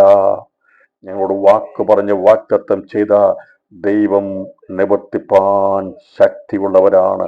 ഒന്നും അറിയാത്തവരായിരുന്നു, എവിടെയോ ജനിച്ചു വീണവരായിരുന്നു, ഒന്നും അറിയാത്തവരായിരുന്നു. എന്നാൽ ദൈവത്തിന്റെ കൃപയാൽ ഈ ദൂതുകളെ മനസ്സിലാക്കിയെടുക്കുവാൻ ദൈവം എന്ന ഭാഗ്യത്തിനായി സ്തോത്രം ചെയ്യാൻ ജീവിതത്തിൽ ലഭിച്ചിരിക്കുന്ന ഏറ്റവും വലിയ ഭാഗ്യകരമായ പ്രത്യാശ യേശുവിന്റെ മധ്യാകാശവരമാണ്. ജീവനോടിരുന്നാലും പ്രത്യാശയുണ്ട്, മരിച്ചാലും പ്രത്യാശയുണ്ട്. അതുകൊണ്ട് ക്രിസ്തുവിന് വേണ്ടി ജീവിക്കുന്നതിനേക്കാൾ വലുതായിട്ടൊന്നുമില്ല. അവനായിട്ട് ജീവിതം കൊടുത്ത മറിയുടെ ജീവിതം എത്ര ധന്യമായി തീരുവാനിടയായി തീർന്നു. അങ്ങനെയാണെങ്കിൽ ഈ ലോകത്തിൽ ഈ കാലഘട്ടങ്ങളിൽ ദൈവം കാലാകാലങ്ങളിൽ ദൈവിക പ്രത്യക്ഷയുടെ വാക്തത്വം നിറവേറ്റുവാൻ വേണ്ടി വെമ്പൽ കൊള്ളുന്ന ഒരു കാലഘട്ടത്തിൽ ജ്ഞാനികളുമായിരിക്കുമ്പോൾ പരിശുദ്ധാത്മാവിന്റെ രാത്രി നമ്മെ ഓർപ്പിച്ചുണർത്തുക. നമ്മുടെ എല്ലാ ജീവിതത്തിന്റെ ഏത് പ്രധാന വിഷയവും നമുക്ക് രാത്രി പറയും, കർത്താവേ എൻ്റെ രൂപാന്തരമാണ്, എൻ്റെ രൂപാന്തരം. ഒരു പക്ഷേ മനുഷ്യർക്കത് മനസ്സിലാകത്തില്ല. എങ്ങനെ രൂപാന്തരപ്പെടും നമുക്കും അറിയത്തില്ല. ഇതെങ്ങനെ സംഭവിക്കും അല്ലേ? രൂപാന്തരം എങ്ങനെ സംഭവിക്കും? ഈ മർത്യമായ ശരീരം എങ്ങനെ അമർത്യത ധരിക്കും? നിങ്ങൾ ചിന്തിച്ചിട്ടുണ്ട് എങ്ങനെ സംഭവിക്കും? നമുക്ക് ഇതിനകത്ത് ചോദിക്കും, കർത്താവേ അതെങ്ങനെയാ സംഭവിക്കുന്നത്? ഭാഗ്യകരമായ നിമിഷം ഇപ്പോഴാണെങ്കിൽ ദൈവാത്മ പറയും, ഇതിങ്ങനെയാണ് സംഭവിക്കുന്നത്. കർത്താവ് താൻ ഗംഭീരനാഥത്തോടും പ്രധാന ശബ്ദത്തോടും ദൈവത്തിന്റെ കാലത്തോടു കൂടി സ്വർഗ്ഗത്തിൽ ഇറങ്ങി വരികയും ക്രിസ്തുവിൽ മരിച്ചവർ ഉയർത്തെഴുന്നേൽക്കുകയും ജീവനോടിരിക്കുന്ന രൂപാന്തരപ്പെട്ട് മേഘങ്ങളിൽ അവനെ സ്വീകരിപ്പാൻ നാം എടുക്കപ്പെടും. സ്തോത്രം. അതെ, ഞാൻ വിശ്വസിക്കുന്നു. എൻ്റെ ശരീരം രോഗത്തിനുള്ളതല്ല. എല്ലാവരും പറഞ്ഞാട്ടെ, എൻ്റെ ശരീരം രോഗത്തിനുള്ളതല്ല, എൻ്റെ ശരീരം പാപത്തിനുള്ളതല്ല, എൻ്റെ ശരീരം ഈ ലോകത്തിന് വേണ്ടിയുള്ളതല്ല, എൻ്റെ ശരീരം ക്രിസ്തുവിന് വേണ്ടിയുള്ളതാ. അതെ, എൻ്റെ ജീവൻ യേശുവിന് വേണ്ടിയുള്ളതാ. ഈ ശരീരം രൂപാന്തരപ്പെടുവാനുള്ളതാ. അതല്ല, മരിച്ചുപോയാൽ ക്രിസ്തുവിനോട് സദൃശമായി, അതേ പുനരുത്ഥാനം പ്രാപിച്ച ക്രിസ്തുവിനോട് സദൃശന്മാരായിരുന്ന ദൈവപുത്രന്മാരുടെ ആദ്യജാതന്മാരുടെ സംഘത്തിൽപ്പെടാനുള്ളവരാണെന്നുള്ള വലിയ പ്രത്യാശ ഇന്ന് രാത്രി ദൈവാത്മാവ് നമുക്ക് നൽകുകയാണ്. അതെ, രോഗവും ക്ഷീണവും ഭാരവും ഒക്കെ പ്രാപിക്കുമ്പോൾ ഇത് ചുരുങ്ങിപ്പോവും. ഞാൻ കഴിഞ്ഞ ദിവസം ഇങ്ങനെ കണ്ടു, നമ്മുടെ ശരീരത്തിന്റെ പ്രായത്തെക്കാൾ കൂടുതലായിരിക്കും നമ്മുടെ കരളിന്റെ ഒക്കെ ഏജ്. ഇപ്പം നമുക്ക് 60-62 വയസ്സുണ്ടെങ്കിൽ അത് 70-75 വയസ്സൊക്കെ ആയിട്ടുണ്ട്. ഹൃദയം, കരള്, ഇതൊക്കെ ഒരുപാട് വർക്ക് ചെയ്തിട്ടുള്ളതാണ്. എന്ന് പറഞ്ഞാൽ അതിന് ഓവർലോഡാണ്. പോരെങ്കിൽ ഈ ഭാരം മുഴുവൻ വഹിച്ച് എത്രയോ 10 വർഷം വഹിക്കേണ്ടതൊക്കെ ആയിരിക്കും 2 വർഷം കൊണ്ട് സഹിക്കുന്നത് അല്ലേ? എന്ത് ഭാരം വഹിക്കുന്നത് അറിയാവോ? ഒരാളുടെ ചില ആൾക്കാരുടെ കാല് വളഞ്ഞു പോകും. കാരണം ചോദിച്ചാൽ പറയും, പിന്നെ 50 വർഷം കൊണ്ട് നടക്കേണ്ടത് മുഴുവൻ 10 വർഷം കൊണ്ടാണ്, 20 വർഷം കൊണ്ടാണ് കാല് വളഞ്ഞു പോയി. അതുപോലെ നമ്മുടെ ജീവിതത്തിൽ നമുക്ക് തന്നിരിക്കുന്ന ഒരു പീരീഡ് ഉണ്ടായിരുന്നു, പക്ഷെ അതിനൊക്കെ കൂടുതലൊക്കെ നമ്മൾ ഉപയോഗിക്കുന്നുണ്ട്. നമ്മുടെ തലച്ചോറും നമ്മുടെ ഹാർട്ടൊക്കെ എത്രയോ ഭാരം വഹിക്കുന്നത്. സ്തോത്രം അല്ലേ? അതുകൊണ്ട് രാത്രി പിന്നെ ദൈവത്തിന് കൃപയാൽ ഇതൊക്കെ മുമ്പോട്ട് അടിച്ചുകൊണ്ട് പോകുന്നത് ഇത്രയും ടെൻഷനൊക്കെ വന്നിട്ട് പിന്നെയും കുഴപ്പം കൂടാതെ പോകുന്ന കർത്താവിന്റെ കൃപ കൊണ്ട് മാത്രമാണ്, ദൈവത്തിന്റെ കാരണം കൊണ്ട്. സ്തോത്രം. ഓവർലോഡ് ഒരുപാട് നമ്മൾ ചെയ്യാറുണ്ട്, നമ്മൾ ഒരുപാട് ഭാരപ്പെടാറുണ്ട്. ഞാനിന്ന് രാത്രി കണ്ണീരോടെ ഞാൻ പറയട്ടെ, ദൈവം നമ്മളെ കൈവിട്ടിട്ടില്ല കേട്ടോ. ദൈവം എന്നെ നിങ്ങളെ കൈവിട്ടിട്ടില്ല. നാം കടന്നുപോയ കടൽ വഴികളിലൂടെ കടന്നുപോയപ്പോൾ ദൈവം കൈവിടാതെ താങ്ങി. യാക്കോബിനെ കൈവിടാതെ താങ്ങി. അവൻ മക്കളില്ലാത്തവനെ തീരുമെന്നൊക്കെ വിചാരിച്ചപ്പോൾ വാക്തത്വം എവിടെയെന്ന് ചോദിച്ച് കരഞ്ഞ് കണ്ണുനീർ അവൻ താരധാരയായി ഒഴുക്കിയിട്ടുണ്ട്. ദൈവമേ, നിന്നോട് പറഞ്ഞു വാക്തത്വം എവിടെയാ? എന്നാൽ അവനെ സങ്കടദേശത്ത് വർദ്ധിപ്പിച്ച് യോസഫിന്റെ മക്കളെ കാണുവാൻ ദൈവന് ഭാഗ്യം കൊടുത്തു. അവർക്ക് കനാൻ ദേശത്തല്ല വർദ്ധനവ് കൊടുത്തത്, മിസ്രൈം ദേശമാകുന്ന ആഫ്രിക്കൻ മണ്ണിൽ റമസേസ് എന്ന സ്ഥലത്താണ് ദൈവരെ വർദ്ധിപ്പിച്ചത്. അവിടെ അവരെ വർദ്ധിപ്പിച്ച് സങ്കടദേശത്ത് യോസഫിന് ആദ്യം മക്കളെ കൊടുത്തപ്പോൾ അത് വർദ്ധനവ എന്ന് പറഞ്ഞ് എബ്രഹീമിന് അയക്കെങ്കിൽ, അവരുടെ വിടുതലായപ്പോൾ വർദ്ധിച്ചു പെരുകിയവർ സങ്കടദേശത്ത് വർദ്ധിച്ചു പെരുകിയെങ്കിൽ ആ വർദ്ധനവിന്റെ പിമ്പിൽ ഒരു കനാൻ ദേശത്തേക്കുള്ള യാത്രയുണ്ടായിരുന്നു. ദിവസങ്ങളിൽ അതെ, നമ്മുടെ ജീവിതത്തിൽ കഷ്ടങ്ങൾ പെരുകുന്നെങ്കിൽ നമ്മുടെ സന്തോഷം അടുത്തിരിക്കുക, നമ്മുടെ കർത്താവുമായുള്ള സമാഗമം അടുത്തിരിക്കുക, അവൻ്റെ പ്രത്യക്ഷത അടുത്തിരിക്കുക. ലോകത്തിൽ ഭാരങ്ങൾ പെരുകുമ്പോൾ, പ്രശ്നങ്ങൾ വരുമ്പോൾ, ദൈവസഭയ്ക്കെതിരെ, ദൈവമക്കൾക്കെതിരെ പ്രശ്നങ്ങൾ വരുമ്പോൾ മനസ്സിലാക്കിക്കൊള്ളുക, പറന്നു പോകുവാൻ സമയമായി, കാഹളം ധനിക്കുവാൻ സമയമായി, എൻ്റെ കർത്താവ് വരുവാൻ സമയമായി. അതുകൊണ്ട് അവൻ്റെ പ്രത്യക്ഷതയുടെ വാക്തത്വം മുറുകെ പിടിക്കുന്ന ഒരു കൂട്ടം ജനം ഈ സന്ദേശം കേൾക്കുന്നുണ്ട്. എത്ര പേർ ആ പ്രത്യക്ഷതയുടെ വാക്തത്വത്തിന് വേണ്ടി ജീവിതത്തിൽ ഇന്ന് രാത്രിയിൽ സമർപ്പിക്കും? എല്ലാറ്റിനേക്കാൾ ഉപരിയായി, മറ്റെന്തിനേക്കാൾ ഉപരിയായി ഇന്ന് രാത്രിയിൽ എത്ര പേർക്ക് ഈ ഉപവാസ പ്രാർത്ഥന, ഈ രാത്രി പ്രാർത്ഥനയിൽ, അതേ കർത്താവേ, എൻ്റെ ജീവിതത്തെ ഞാൻ മറ്റെന്തിനേക്കാൾ ഉപരിയായി മറിയ യേശുവിൻ്റെ ആ ജനനത്തിന് വേണ്ടി ഒരിക്കൽ സാധ്യമല്ലാത്ത, ഒരിക്കൽ മാത്രം സംഭവിച്ച കാര്യത്തിന് വേണ്ടി സമർപ്പിച്ചതുപോലെ ഒരിക്കൽ മാത്രമായി സംഭവിക്കാൻ പോകുന്ന രൂപാന്തരം, ശരീരത്തിന് രൂപാന്തരം ഒരിക്കൽ മാത്രമേ ഉള്ളൂ, ഒരു നിമിഷത്തേക്ക് മാത്രമേ നടക്കുകയുള്ളൂ. അതിനു മുമ്പ് നടന്നിട്ടില്ല, ഇനി അതിന് ശേഷവും നടക്കത്തില്ല. ഒരിക്കൽ മാത്രമായിരിക്കും രൂപാന്തരപ്പെടുന്നത്. മരിച്ചവർ ഉയർത്തെഴുന്നേൽക്കുന്ന ഈ സ്വർഗീയത്തെ പ്രാപിക്കുന്ന ഒരിക്കൽ മാത്രമാണ്. ഞാൻ പറഞ്ഞു, മരിച്ചവർ അവരുടെ പുനരുത്ഥാനം എല്ലാവർക്കും ഉണ്ടാകും. എന്നാൽ ഈ രൂപാന്തരം ഉണ്ടാകുന്നത് ഒരിക്കൽ മാത്രമായിരിക്കും. മരിച്ചവർ പുനരുത്ഥാനം പ്രാപിക്കും. എന്നാൽ പ്രിയപ്പെട്ടവരെ, ഒരു പ്രത്യേകതയുള്ള ഒരു വിഭാഗത്തിൽ ദൈവം നമ്മളെ ഇന്ന് കണ്ടിരിക്കുക. നമ്മുടെ കർത്താവ് വരികയാണെങ്കിൽ നാം രൂപാന്തരം, ഞാൻ പറഞ്ഞത്, ഇതിനു മുമ്പ് ആരും രൂപാന്തരപ്പെട്ടിട്ടില്ല, അതിനുശേഷമായിട്ട് ആരും രൂപാന്തരപ്പെടുകയില്ല. മരണത്തെ ജയിച്ച് ജയവിളിയോടുകൂടി, അതെ, ഹേ മരണമേ നിന്റെ വിഷമുള്ള എവിടെ എന്ന് പറഞ്ഞുകൊണ്ട് പോകുവാൻ വേണ്ടി കാത്തിരിക്കുന്ന ദൈവ കർത്താവിന്റെ വരവിന് വേണ്ടി, പ്രത്യക്ഷതയ്ക്ക് വേണ്ടി, ഈ കണ്ണുകൊണ്ട് അത് കാണുവാൻ ഭാഗ്യം ലഭിക്കുന്ന, ചെവിയിൽ കേൾക്കുവാൻ ഭാഗ്യം ലഭിക്കുന്ന നിമിഷങ്ങൾക്കുള്ളിൽ സ്വർഗീയ ശരീരങ്ങളായി നമ്മെ മാറ്റുവാൻ പോകുന്ന യേശുക്രിസ്തുവിന്റെ പ്രത്യക്ഷയുടെ വാഗ്ദത്തം അത് വളരെ അടുത്തിരിക്കുന്നത് കൊണ്ട് രാത്രി സമർപ്പിച്ചു കൊടുക്കാം. അതുകൊണ്ടാണ് കർത്താവ് നമ്മോട് കൂടിയിരിക്കുന്നത്. അവന്റെ ആത്മാവ് നമുക്ക് തന്നിരിക്കുകയാണ്. അതിന്റെ പ്രത്യക്ഷയുടെ വാഗ്ദത്തം എവിടെയെന്ന് ചോദിച്ചാൽ, അനേകർ ഉറങ്ങിപ്പോകുമ്പോൾ രാത്രിയിൽ നാം ഉണർന്നെന്ന് പറയുക, കർത്താവേ, നിന്റെ വാഗ്ദത്തം എൻ്റെ മേലുണ്ട്, എൻ്റെ തലമുറ മേലുണ്ട്. അത് ഞങ്ങൾ അതിനു വേണ്ടി സമർപ്പിക്കാൻ മറ്റെന്തിനേക്കാൾ ഇന്ന് രാത്രി എല്ലാവരും ഏൽപ്പിച്ചു കൊടുത്താട്ട് അല്പസമയം നമ്മൾ പ്രാർത്ഥിക്കാൻ പോകുക. എല്ലാ കരങ്ങളും ദൈവം ഉയർത്തപ്പെട്ടാട്ട്. ദൈവ വാക്തത്വത്തിന്റെ പ്രത്യക്ഷതയുടെ വാക്തത്വങ്ങൾ ഏറ്റവും ശ്രേഷ്ഠമേറിയ വാക്തത്വമാണ് പുതിയ നിയമത്തിലുള്ളത്. അതെ, ഇന്ന് രാത്രിയിൽ മറിയെ കിട്ടിയ വാക്തത്വം അത് ഒരിക്കൽ മാത്രം സംഭവിച്ച വാക്തത്വമാണ്. പ്രായമുള്ളവർക്ക് മക്കളുണ്ടായിട്ടുണ്ട്, ഇനി ഉണ്ടാകുകയും ചെയ്യും. എന്നാൽ മറിയയുടെ ഉദരത്തിലുണ്ടായത് ഒരിക്കൽ മാത്രമായിട്ടുള്ളതാണ്. അതുപോലെ തന്നെ രൂപാന്തരപ്പെടുവാൻ ജീവിതത്തോടിരിക്കുമ്പോൾ പുനരുത്ഥാനങ്ങൾ ഉണ്ടാകും. എന്നാൽ മരിച്ചവർക്ക് പുനരുത്ഥാനം ഉണ്ടാകും. എന്നാൽ ജീവനോടിരിക്കുന്ന രൂപാന്തരപ്പെടുന്നത് ഒരിക്കൽ മാത്രം സംഭവിക്കുന്നതാണ്. അതിപ്പോൾ സംഭവിക്കുകയാണെങ്കിൽ, കാഹളനുനിക്കുകയാണെങ്കിൽ എനിക്ക് രൂപാന്തരപ്പെടണം. എൻ്റെ പ്രിയ പ്രത്യക്ഷ വാക്തത്വം ജീവിതത്തിൽ നാം ശരീരത്തിൽ ജീവിക്കുമ്പോൾ ആ വാക്തത്വം പ്രാപിക്കുന്നവർ മരിച്ചാൽ അവർ കർത്താവിനെ എടുക്കപ്പെടും. ആ പ്രത്യക്ഷയുടെ വാക്തത്വത്തോടു കൂടെ വേണം നാം ദിവസങ്ങൾ ജീവിക്കുവാൻ. രാവിലെ എഴുന്നേൽക്കുമ്പോഴും നാം നടക്കുമ്പോഴും കിടക്കുമ്പോഴും ദൈവിക പ്രത്യക്ഷതയെ ഈ ദിവസങ്ങളിൽ നമുക്ക് വാക്തത്വത്തെ മുറുകെ പിടിച്ചുകൊണ്ട് അതിനെ ബന്ധപ്പെടുത്തിക്കൊണ്ട് ജീവിപ്പാൻ ദൈവാത്മാവ് നമുക്ക് തുണ നൽകട്ടെ എന്നുള്ള ദൂത് കൈമാറിക്കൊണ്ട് ഞാൻ ഇന്നത്തെ സന്ദേശത്തെ അവസാനം ഞാൻ പൂർത്തീകരിക്കാൻ പോവുകയാണ്. അതെ, ഇന്ന് രാത്രിയിൽ എല്ലാവരും പറഞ്ഞാട്ട്, കർത്താവേ, ഞങ്ങളുടെ ജീവിതത്തിന്റെ ഏറ്റവും വലിയ പ്രത്യാശ അങ്ങയുടെ വരവാണ്.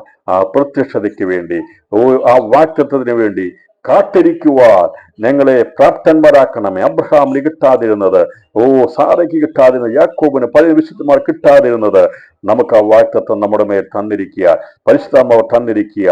അവന്റെ പ്രത്യക്ഷയുടെ വാക്തത്തിന് വേണ്ടി കാത്തിരിപ്പാൻ ജീവിതങ്ങൾ നമുക്ക് സമർപ്പിക്കാം. അതോടൊപ്പം നമ്മുടെ ജീവിതത്തിന്റെ എല്ലാ പ്രശ്നങ്ങളെയും പരിഹരിച്ച് ദൈവം നമ്മളെ ജയാളികളായി നടത്തുമെന്നുള്ള ദൂത് കൈമാറുന്നു.